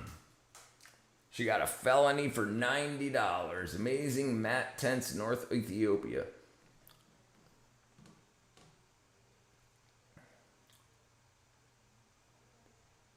Shocking plane crash is caught on camera. Damn. The world's most narrow city. HelloFresh pride controversy is disgusting. Oh, geez, that guy's facing. Pharmaceuticals has to be less because it's all licensing. India makes a lot of American medicine. Right. No, agreed. Most American medicines are made in like BASF, China, and India. Yeah, BASF in America, China, and India. Absolutely. Yeah, right. That's what I'm saying. We don't make most of that stuff. We don't make it. So we design it. India and China makes it, and then we buy it back. So then we got to pay the shipping totals on top of that stuff, you know, and it should be made here and then exported out. Because we're losing $1 trillion, more than $1 trillion every year. America's just giving to other countries, and they're not giving us hardly any of that.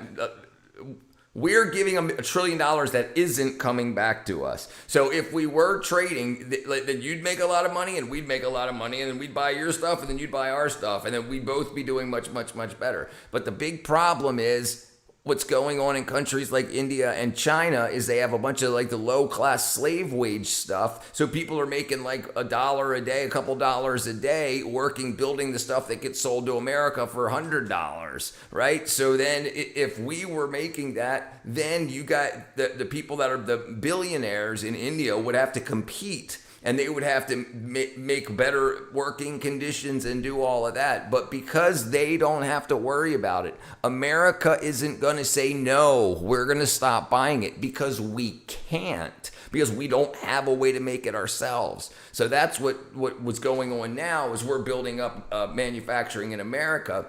So then you'll have to compete. And then what will happen is the world...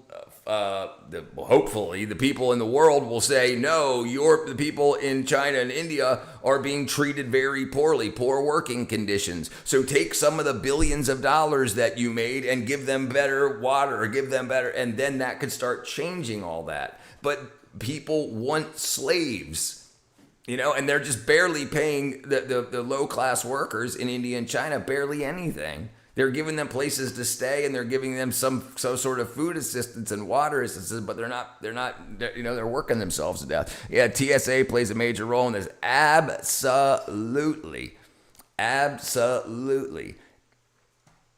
You shouldn't want to feel like you want to escape from your own country, and the other people in your country shouldn't want to feel like they need to escape. And there's plenty of money. The problem is we're not going to say, no, India, no, China, we're not buying those products because you're not treating the workers right. And then what's going to happen, like I said, once we have the way to say, no, we're not going to do it because we're building it ourselves, we're making it ourselves, then India and China is going to want to compete. And so they're going to have to bring up so the people that make $1 billion a year will just make $900 million a year. Why is the enemies use asymmetric warfare? A $50,000 drone takes $2 to $10 million missile to bring down, and China makes most drones and circuits and chips. That's why. Oh, yes, that's why our enemies use ASIM. Yes, absolutely. But pricing is going to be an issue. Why? What's going to happen is less money is going to go into the banks of people that are just building wealth, and more of that money is going to have to go to the people that are building those products. So, and then they can afford to buy the stuff. What's going to end up happening is it's going to, from the bottom up, the people that need, because what's going to happen is the people that are making the multi-billions of dollars in India are going to have to create stuff to sell to the people in India instead of just building stuff in India and sending it out of the country. So now that means they have to bring up the economy from the bottom so that the people that are building that stuff can afford to buy the products. You have to do that to keep the economy going, and it's been paused. People have been looking the other way for too long at slavery. So that's how it's going to work. And then what'll happen, instead of like it costs $10 to build an iPhone and they're selling it for $1,000. So what they're going to end up having to do is it's going to end up costing $200 for an iPhone. So Apple just won't make as much money, right? Right. So, and then who's going to yell about that is going to be the shareholders that are used to getting millions and millions and millions and millions of dollars from Apple stock over the years, from the growth of Apple over the years. And it's just going to be a little bit slower, but nobody's going to starve. So it's going to be a more fair playing field. That's the problem. The problem is it's a more fair playing field because there won't need to be as much hassle for what's going, because they're not helping. They're not helping you guys over there. That place is going absolutely crazy, man.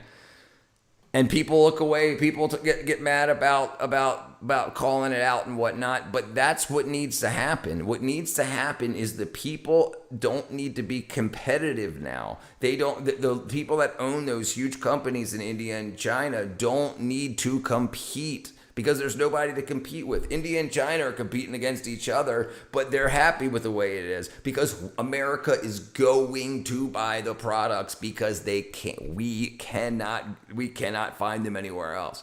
Right. So then the cost of the products will come up and the wages will go up with it. So that means that once the competition starts, the cost of the products will have to drop, because then America wants to make the profit, India wants to make the profit, and China. So then they're going to have to compete with each other, and then that's going to bring it all down.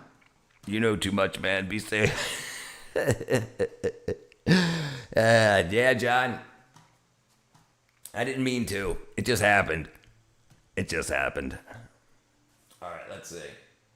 Oh, more African aviation fails. All right, we'll do one more African aviation fail.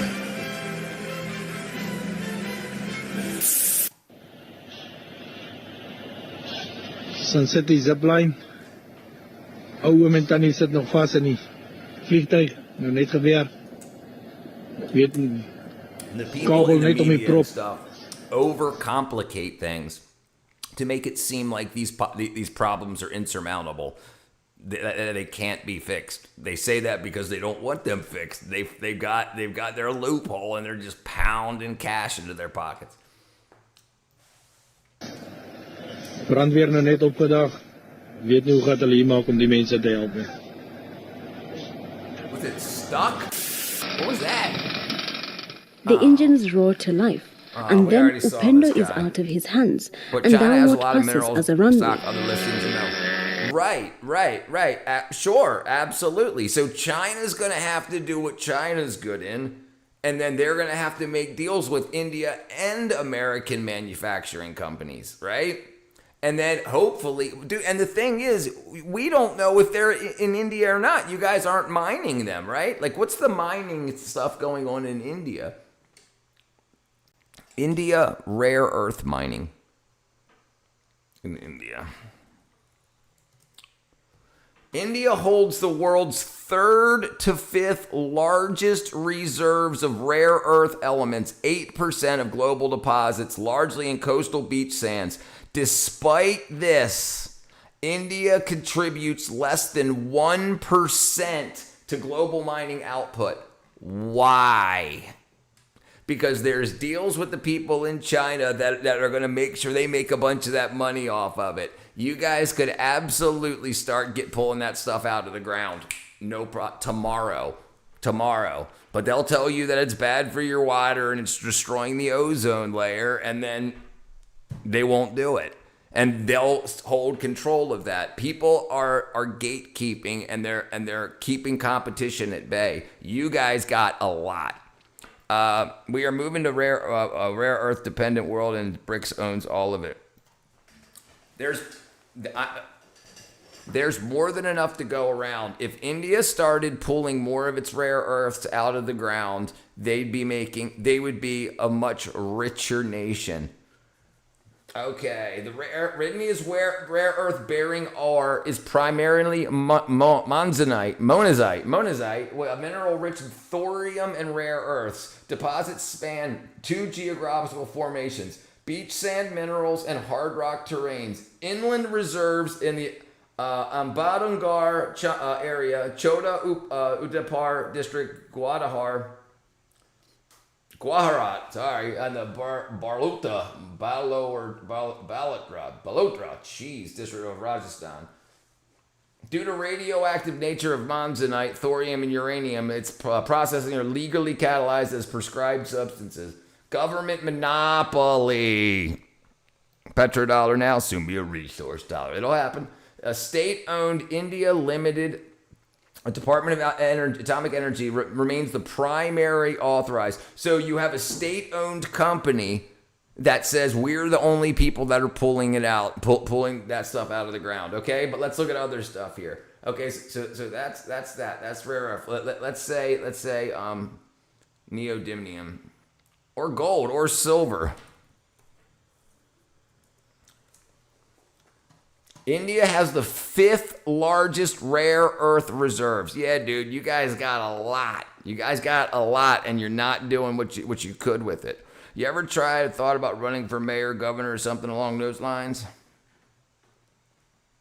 Yup.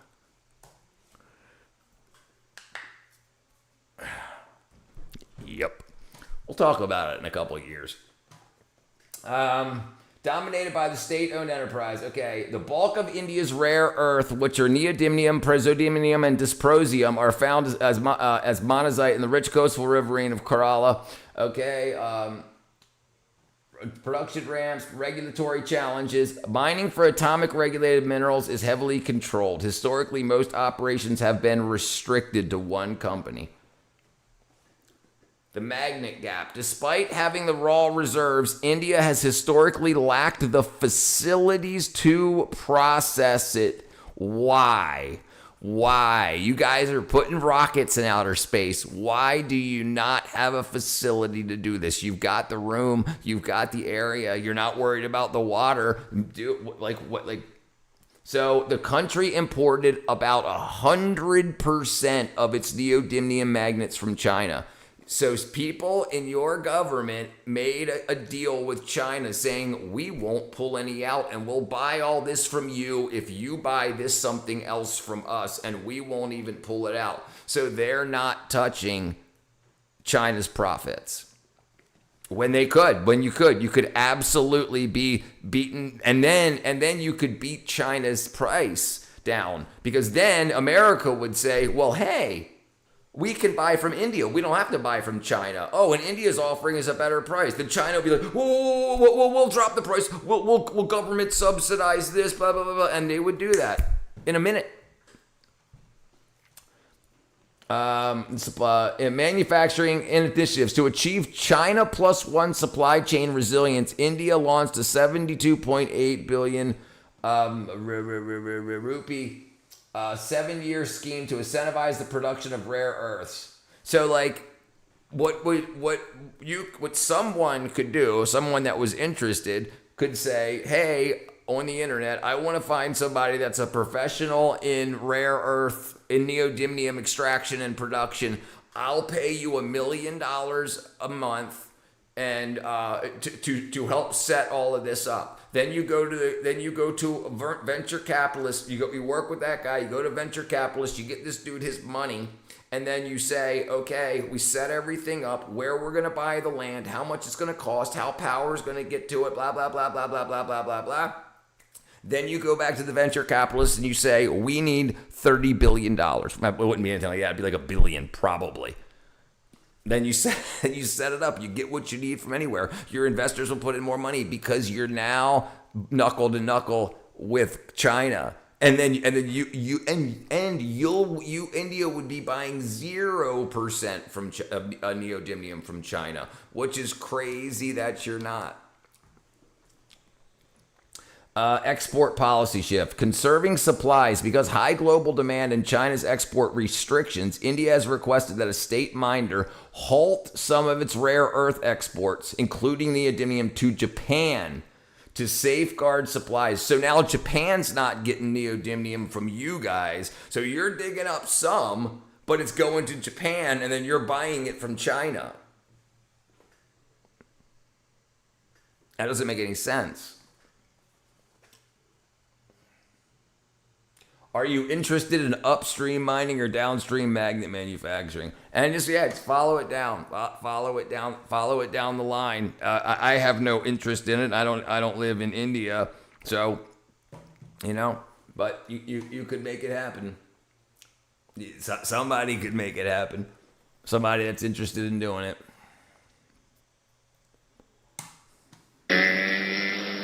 For a few glorious seconds, Upendo is airborne.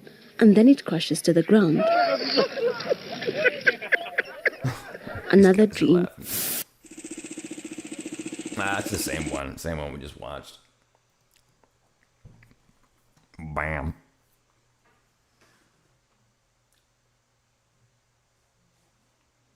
Professional rage baiters lied about Jesus. YouTuber sued by university for this prank. Uh-oh. This YouTuber is now being sued by a Canadian university after he interrupted one of the lectures and started throwing curry Maybe we shouldn't watch this yet. Well, it's only at the students in the lecture, all for his YouTube channel. Who wants a bite? Yeah. Who first? Yeah. Okay, ready? 3, 2, 1. And even more recently, he was actually arrested for apparently entering a movie theater and yelling someone was armed as a prank. Are you serious? That's what we're doing for attention today? So yeah, apparently we're covering another burden to society that's doing it all in the name of getting views on social media by any means necessary. And I guess it's safe to say it is not looking good for this Canadian YouTuber who goes by the name Feek or Fike. I'm gonna go for Feek right now. But while researching this video, what I found extremely weird was this isn't even his first cooking curry incident at Ontario Tech University. So my main question here is, how is this not your first cooking curry? We can't watch this. He only just started streaming it 11 minutes ago, but that's pretty interesting. That's pretty interesting. People are going nuts. All right. 650. When tattoos go wrong. Number 7. All right, brother. Nancy Anderson. A 20-year-old from Britain ended up with more than just a cheap tattoo in May of 2019. Upon finding out her usual tattoo artist was fully booked, Nancy Anderson from Essex instead turned to Facebook to get her 6th tattoo. She had heard from friends of a tattoo artist who worked out of his home in Southend-on-Sea, and upon messaging him, she discovered there was no waiting list. Anderson, a certified healthcare worker, didn't think twice about the potential unsanitary conditions of being tattooed inside a home rather than a licensed high street studio, and visited him that same afternoon. By the end of the day, the job was done, and she left sporting a brand new black and white butterfly tattoo on her left wrist. Unfortunately, the next morning she knew immediately that something was off when she woke up with numbness creeping up the length of her left arm. She rushed to her doctor, who advised her to go straight to the hospital. She did so, and doctors informed her that the culprit was her new tattoo. It had become so badly infected overnight that it would need urgent treatment to prevent the infection from spreading to her heart and causing serious harm. 1 overnight stay, 6 intravenous drips, and several Facebook posts later, Anderson got a clean bill of health, as well as a blotchy butterfly reminder of the need for proper care when getting a tattoo. Number 6, Amelia Worley-Nunn. Found. In October of 2019, the Worley-Nunn family from Sydney, Australia, went on a vacation to Bali. Right before heading back home, they decided to get henna tattoos as a temporary memento of their trip. Having used the usually harmless ink before, they had no qualms allowing their 11-year-old daughter, Amelia, to join in on the fun. The ink on Amelia's leg was much darker in color than the henna she'd used in the past, so her father, Daniel, tried to wash as much off as possible the night before boarding the plane back home. The tattoo lasted for 2 weeks without injury, but as the ink started to fade, a reaction began to develop in its place. A red, bumpy rash appeared, and after she'd been complaining of persistent itchiness, Daniel took Amelia to doctors, who suggested they apply a cream to ease the discomfort. The cream only made it worse, and soon the rash turned to blisters and swelling until they... Jeez. All right, let's see what I'm going to look like in a few years.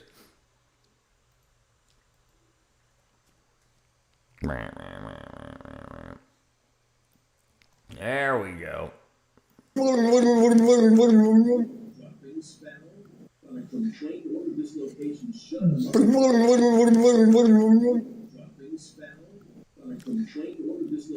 There. Jeez, dude. Not my fault. The reaction was likely a chemical burn caused by the ink or hair dye used for the tattoo. Treating it with double doses of antihistamines, 3 applications of betadine, and burn cream daily, the reaction and its itchy, painful side effects finally began to subside. Typically, henna is mixed with natural dye from plants, but on occasion, chemicals or dirt is used instead, leading to infection. Many people reacted to Amelia's story, but as a popular destination spot for Australians, an explicit warning was already in place by the government about the risks of black henna tattoos in the region. Number 5. Bam Margera. Despite making a career out of being reckless with his mind and body, professional skateboarder and stuntman Bam Margera landed in a hospital unintentionally in March 2021 due to a tattoo. As a former star of the TV show Jackass, Margera was no stranger to pain or injury, particularly due to his own poor decision-making. This case was no different. The only person I can blame for my staph infection. Thank you, Danny Way, for taking me. I deserve it, and my leg hurts very bad. Except even he admitted to the intense pain he'd suffered after recently attempting to add another tattoo to his extensive collection. Margera decided to take a soak in a hot tub, causing an aggressive staph infection in his leg. He took full responsibility for the blatant lack of care he'd invested in its healing. Ironically, the tattoo, which was likely permanently ruined by the infection, was written in Farsi down his shin and meant great news. Number 4. John Doe. An unidentified man from Texas broke one of the cardinal rules of tattoo care, which is to avoid getting it unnecessarily wet. According to a medical journal that reported on his case in 2017, the 31-year-old man had gone for a swim in the Gulf of Mexico days after getting a tattoo on his leg that read, "Jesus is my life," under a crucifix. Shortly after going for his swim, the man admitted himself to the hospital complaining of fever, chills, and severe pain in his legs and feet, already in the early stages of septic shock.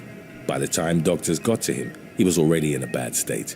His condition deteriorated quickly, and within just 12 hours, he progressed into the severe stages of septic shock. Doctors discovered he was infected with bacteria called Vibrio vulnificus, which had easily surpassed the man's weakened immune system. It typically shouldn't have caused anything more serious than vomiting and diarrhea, but the man suffered from chronic liver failure after years of heavy drinking. Doctors were able to keep him alive for weeks in a heavily sedated state, managing to take him off a ventilator 18 days after being admitted. However, the window of optimism was short, and within a month, the infection caused him to succumb to septic shock. Number 3. Pasuda Riau. Wanting a more professional look at work, 21-year-old part-time student Pasuda Riau from Thailand decided to remove the large rose tattoo that spanned her chest. Trying to save on money, she opted to go laser-free and visited a clinic that used a chemical removal method instead. It was a technique that claimed she could peel her tattoo off after chemicals raised the embedded ink to the surface of the skin in the form of a scab. Going into her appointment hopeful on February the 4th of 2017, Riau knew something was off when she was left with a tingling, burning sensation. She was unable to sleep as it persisted for 10 days until the area filled with pus and her skin started to peel. Peeling off the top layer of her tattoo, Riau was left with horrific seeping wounds beneath. With no options to fasten the healing, Riau was put through excruciating pain and discomfort while she let the wounds recover. 2 months after the chemical application, everything was healed but not gone. A buildup of scar tissue left her with a large, raised scar across her chest in the shape of her old tattoo. Today's topic was requested by Blind Girl UK and Be Orange. If you have any other topics you'd like to learn about, subscribe and let us know in the comments section below. Number 2. Alexandra Sadowska. Oh, they're counting down here. A 26-year-old model from Poland lost vision in both her eyes after getting them tattooed in the country's capital of Warsaw back in 2016. Inspired by a fellow Pole, Sadowska got her scleral tattoos or eyeball tattoos after seeing famous rapper and mixed martial arts fighter Popek get his done. Wanting to emulate him, she traveled from her home in Wrocław, West Poland, to a tattoo studio where she was assured that her tattoo artist, named Piotr, knew what he was doing. He used a tattoo gun rather than, Unfortunately for the model, his professionalism was misrepresented. In an attempt to dye her eyeballs a deep black, the artist used body ink. which should never come in contact with someone's And the eyes. tattoo gun, if I After the remember procedure, correctly. she reported being in serious pain, but was again reassured by Pieter that this was normal and painkillers would suffice. But when the discomfort did not subside, the concerned woman visited the hospital. The doctors did not have good news for Sadowska, telling her that the damage was too deep to be reversed and that it would progressively get worse. First losing her sight in her right eye, then her left, she underwent 3 surgeries to restore her sight, but all went by unsuccessfully. More than 3 years after the botched blackening of her eyes, the tattoo artist, who had been allowed to keep working out of the same shop, was charged, despite Sadowska's lawyer claiming that there is clear evidence that Pieter had performed the procedure without knowing how. The artist adamantly refuted the charges and claimed to be not guilty. If convicted, Pieter would face a maximum sentence of 3 years behind bars for causing Sadowska's permanent disability. Number 1. Yunus Al-Hassaniani. In February of 2021, a late-night tattoo session turned into the tragic murder of 22-year-old Yunus Al-Hassaniani from Arlington, UK. After his body was discovered in a pipe drain off a highway, investigators spent weeks narrowing the events down to one night. His family notified them that he had gone over to his girlfriend Erica Perez's house on the night of his disappearance. It was on that same night that she'd broadcast a Facebook Live video inviting watchers to come to her apartment for a $500 tap-out session to get as many tattoos as they could physically handle. Suspicious of her reports that Al-Hassaniani had left at midnight, they confiscated her phone and questioned the tattoo artist, who told a very different story. As the authorities had suspected, Al-Hassaniani had stayed much later, and the artist reported that he and Perez had gotten into a heated argument during the night. A harrowing video left on Perez's phone, taken at 5:42 a.m., corresponded with his retelling. The video showed an armed suspect forcing Al-Hassaniani to lie face down shirtless before taking the tattoo gun off the artist and defacing a tattoo he had on his back. The harrowing video reportedly showed Al-Hassaniani pleading with the man to go more softly, who responded by pressing down harder and scribbling Perez's name on his neck. The man was one of 4 armed suspects who had visited Perez's house that night. According to the artist's retelling, Al-Hassaniani had asked to call his mum to be picked up, but instead, his phone and wallet were taken, and he was pushed into a car with all 4 men. Perez then sent them off saying, "Whatever you do to him, don't do it here." And it was the last the artist saw of him. Finding and questioning one of the gunmen cracked the rest of the case open. He admitted they'd taken him to the middle of nowhere before shooting him dead and dumping his body beside the highway, later returning to pull his body further into the ditch. It took 4 days for his body to be discovered and 25 days for someone to be arrested. 3 of the gunmen, all with criminal histories, were found and arrested for capital murder, while Perez was booked for aggravated assault with a deadly weapon, kidnapping, and failure to report a felony. Thanks for watching. Would you rather get your eyeballs tattooed? Don't get your eyeballs tattooed, people. Jeez. You know anybody with eyeball tattoos? I don't think... I don't think I've ever met anybody with their eyeballs tattooed. Maybe I have. No, that's not popping up in my brain cells. That's crazy stuff, brother. It's crazy stuff. All right, where are we at? 7 o'clock. All right, let's take a break. Let me eat some dinner.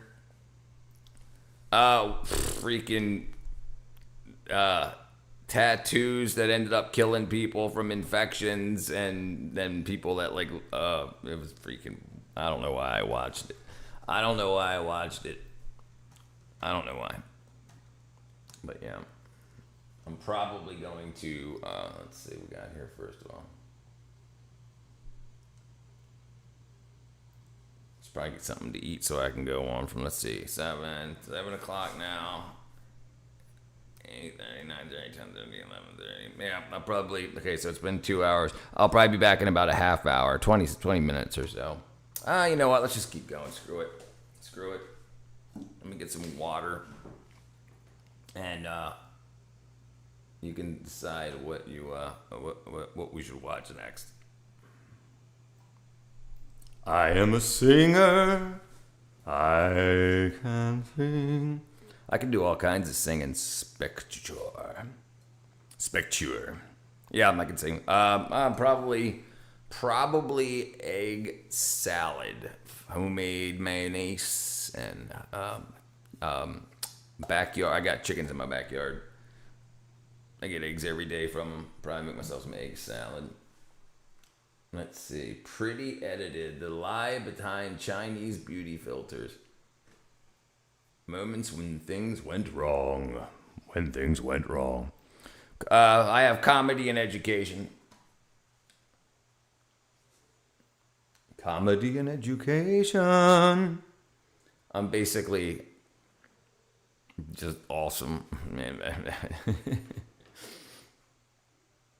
Basically live streaming, but I got a lot of little shorts and whatnot.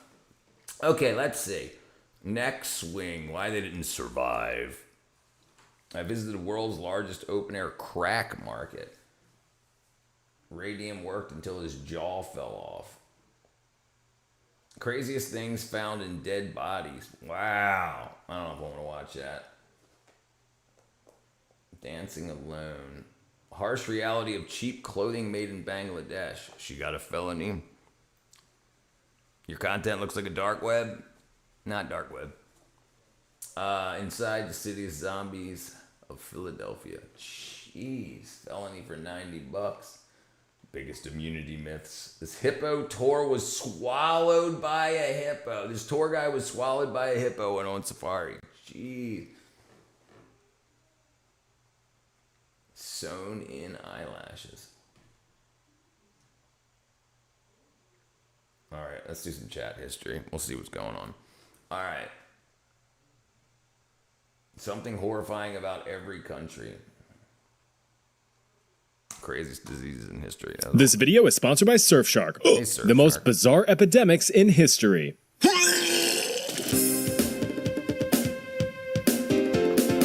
Getting sick sucks, but getting really sick really sucks. A simple cold is like, yeah, whatever, but if you contract something that can invert your teeth and delete your eyes, it's not going to be a simple recovery. There's been quite a few weird diseases throughout history that have caused some rather bizarre symptoms. Take, for instance, the English sweating sickness. Now, the English sweating sickness was a sickness in England that made you very sweaty. First appearing in 1485 at the tail end of the medieval era, the disease quickly became colloquially known as the sweat, TM. See, they even added the fancy little E on the end. Its origins remain a mystery, with some historians speculating that a group of smelly French mercenaries were the first ones to get down with the sickness.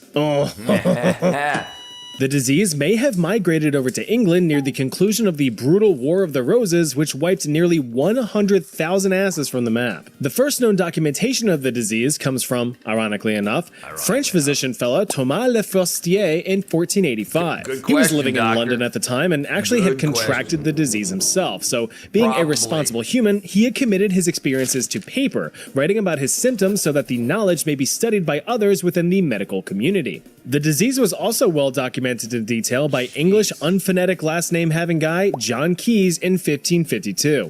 Yeah, this illness lasted a while. Building off of the pre-modern miasma theory, it was widely believed that most diseases, not just the sweating sickness, spread through what they referred to as corrupt air. Well, if there's anything you know about medieval England, you know that it was stanky. Streets were filthy, water was gooped with poop, and the air could curl your nose hairs. Until the Great Stink of 1858, proper sanitation just really wasn't given much attention. While miasma theory was flat out wrong, some alternate propositions were a bit more off base. Some theories pointed to astrological origins for the disease. Some blamed Mars, others blamed Saturn. Keys himself blamed the stars. In one of his detailed reports, he said, quote, "To this may be joined the evil disposition by constellation, which hath a great power and dominion in all earthly things." But we of course know that astrology is a bunch of big brown baloney. Now I firmly trust that you have the critical thinking skills to realize that the English sweating sickness's iconic symptom was impromptu perspiration. I mean, sweat just started flooding out of every pore, with physicians noting the startling and alarming suddenness of it all. Along with dripping out of your skin holes, the infected came down with immediate and strong existential dread, with crippling fear and anxiety. This was further accompanied by violent shivering, pounding headaches, and overall exhaustion. The profuse sweating caused extreme dehydration, intense thirst, and heart palpitations. One of the deadliest symptoms, as innocent as it may seem, was the overwhelming urge to sleep. This was the telltale sign that the disease had reached its endgame. Physicians were given extreme caution to not let their patients fall asleep, lest they wake up in a cleaner, cloudier afterlife. Wake up! Now, all of this, the sweating, chills, fears, sleepiness, death, all that, happened within just 24 hours of initial infection. A single day to go from alrighty to nighty-nighty. Lafostier himself had documented even more rapid deterioration, with death in as little as 3 hours from initial symptoms. This stuff was nasty and terrifying.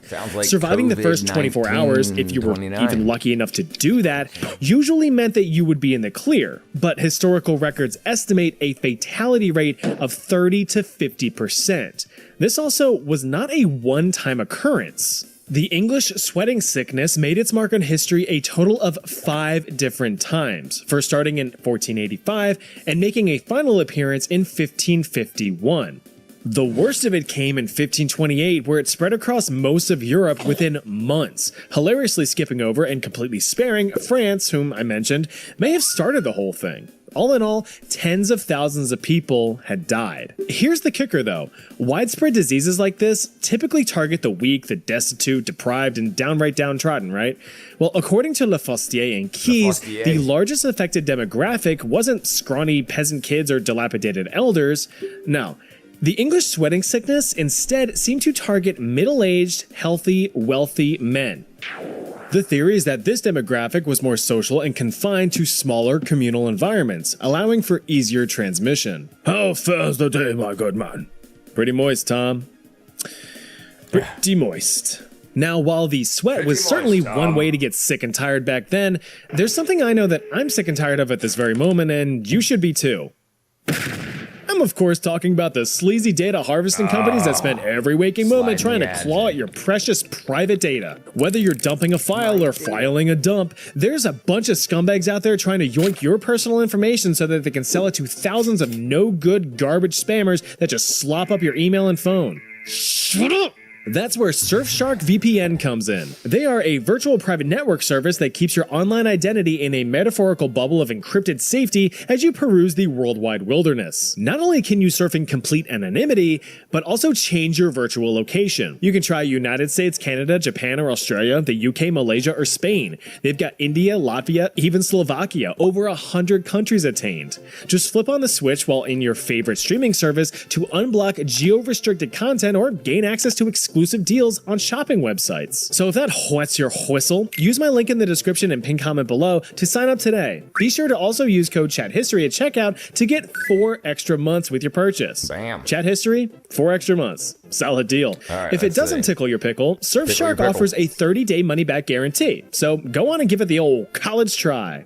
All right, next chapter. So what was it? What was it? Sweating sickness.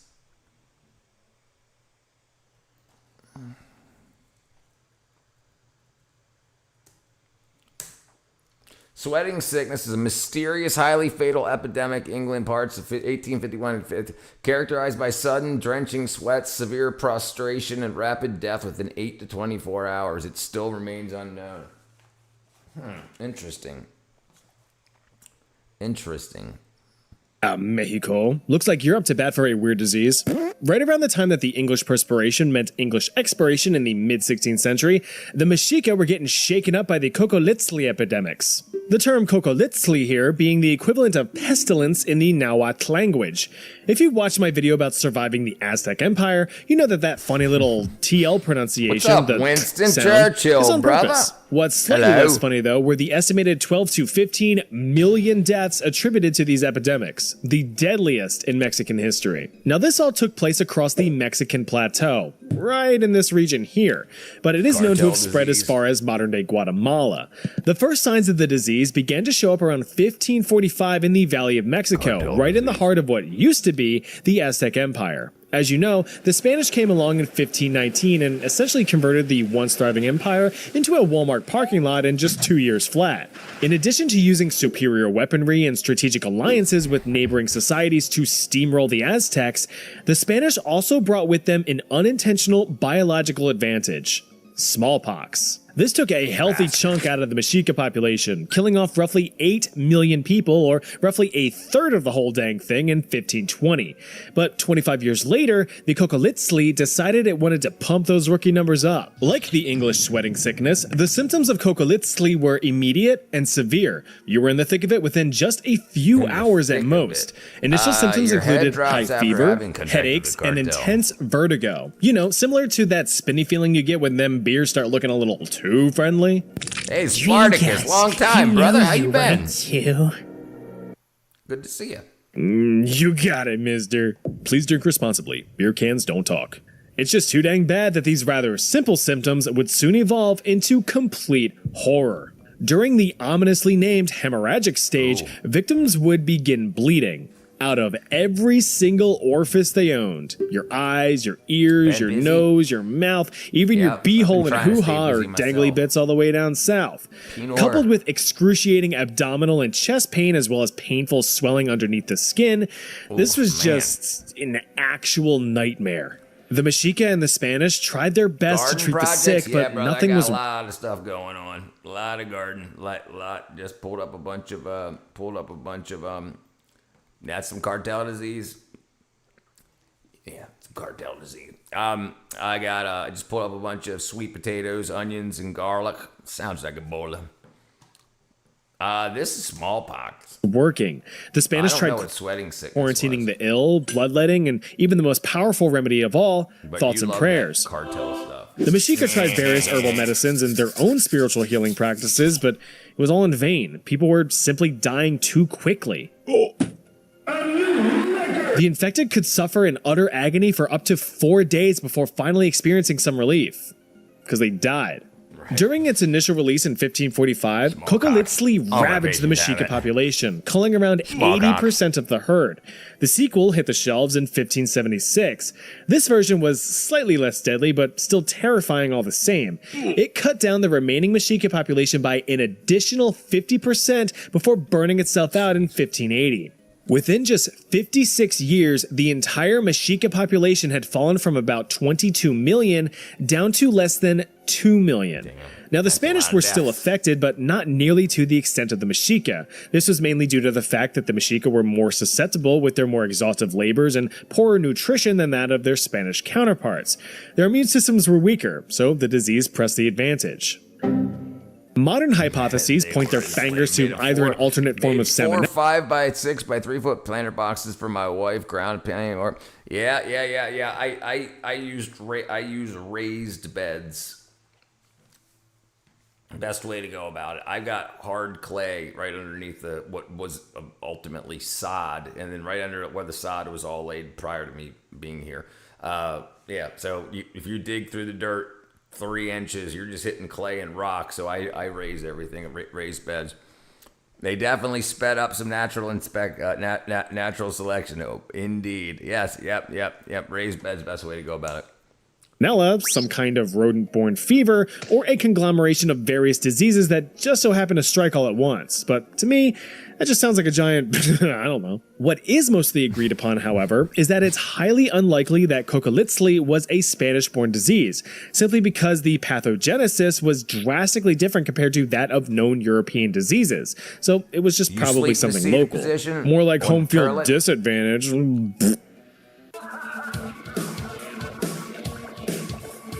Let's jump back from a society known for ripping out hearts to one that wants to lick the inside of your skull. These are the Foray. They live in a small province right at the base of the shaft of the country of Papua New Guinea. Being a remote society, they pretty much remained uncontacted by foreigners up until around the early 1940s when the Pacific theater of World War II began to boom. Once they were properly contacted, the foreigners did what foreigners do best. They showed up and started shifting the culture. Australian explorers had introduced the Foray people to the concept of hygiene and the establishment of constructing dedicated... This is different illnesses throughout history. Botico recommends it. You like that breathing? I got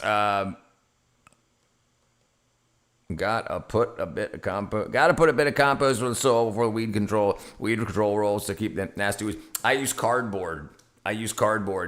Lay cardboard down. Absolutely, first, and then soil, and then cardboard. It's called lasagna gardening.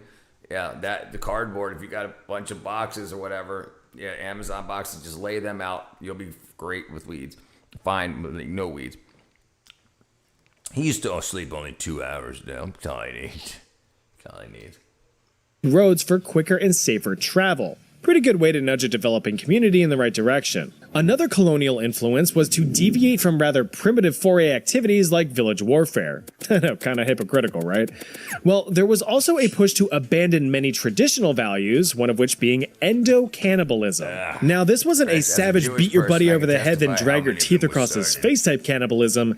This was a mourn your buddy because he just died from natural causes, then drag your teeth across his face type cannibalism. Very different. Unfortunately for the foray, disease does not abide by rules of respect and ritual. Biting a brain is biting a brain, which is exactly where Kuru came from, a fatal and completely incurable neurodegenerative disorder. Stemming from the consumption of infected brain tissue, Kuru is a prion disease. Now this is where biology is just crazy to me. That wet feet. Root rot. Alright, so here, this is a simple protein. It's multifunctional in nature, repairs cells, builds muscles, whatever you want it to do within reason. But if in the highly unlikely case that it decides to fold in on itself in a weird way, it becomes a prion, completely rewriting its entire biological mechanism. Now, instead of being a universal helper, it just turns everything to shit. For the case of Kuru, these prions mess with the neurological function and make your brain go all stupid, causing unusual, involuntary symptoms. The moment a person is infected, the biological clock starts ticking. Dr. Carlton Gajdusek, who is the first to discover the disease in 1957, and who also has a very disturbing history of convictions that I will not go into here, observed over 200 Kuru cases and recorded the stages of their progression. Because of cultural practices, it was mainly women and children who took the brunt of the illness. That's because foray women were responsible for preparing the remains for whoever was gonna be on the menu that day. Women and children feasted on the more tender, tasty, and nutritious organs, like the brain. The men pretty much sat on the sideline. When nature had to create a disease so people could stop committing cannibalism. That's right. And watched. You guys want some? Nope. No, we're good.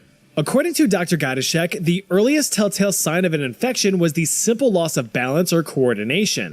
This was followed up by slight twitches and the occasional headache. These symptoms were minor, with the infected still being able to walk and function independently. For now. After a few months, the neurological deterioration became much more evident. A few stumbles here and there quickly evolved into frequent falls, and villager demeanors were shifting entirely. Victims at the intermediate stage experienced drastic mood swings, from fearful and anxious to aggressive and agitated. There was also the disease's signature, an uncontrollable, like modern day dementia. Unnerving laughter. At this point, the writing was pretty much on the wall. Crawl forward a few more months, and the infected were completely bedridden. They can't think, they can't talk, they have zero control over their own bodies. A side effect of that is the inability to eat or drink anything properly. You know, you need coordinated expansion and contraction of muscles to swallow food or have a little sippy sip. If the Kuru didn't kill you, the malnutrition would. So when you think about it, the very violent but quick deaths earlier in this list were a blessing in disguise. Sure, you were blasting blood out your back door, but at least they was only doing it for an afternoon. With Kuru, you were just wasting away over the course of several months, unable to do anything about it. Death occurred usually within a year of initial symptoms. Even today, there is no known cure for prion disease. So until then, maybe hold off on the cranium crunching. Yeah. Don't eat brains. Now, I just know that some of you have been hoping that this was on the list. The Dancing Plague of Strasbourg is one of those events where, as bizarre as it was, countless credible eyewitnesses all completely agree on exactly what happened. They just have zero friggin' explanation of exactly why it happened. So yeah, this all took place in Strasbourg in the Alsace region of what is now modern-day France. I've actually been there. See this? I took this picture. See how beautiful it is there? Send me a friend request. Back in July of 1518, however, Strasbourg was part of the Holy Roman Clusterfuck. It was actually a very important part, serving as a strategic, wealthy, and politically independent city for over 400 years. That's 1.6 Americas long. Well, with it being such a crucial entity of the empire, it'd be pretty embarrassing if some kind of weird phenomenon swept through and disrupted things. Strasbourg people were so stressed they couldn't stop moving. Right, and they danced and danced and danced. Strasbourg. What are you doing? Whatever do you mean?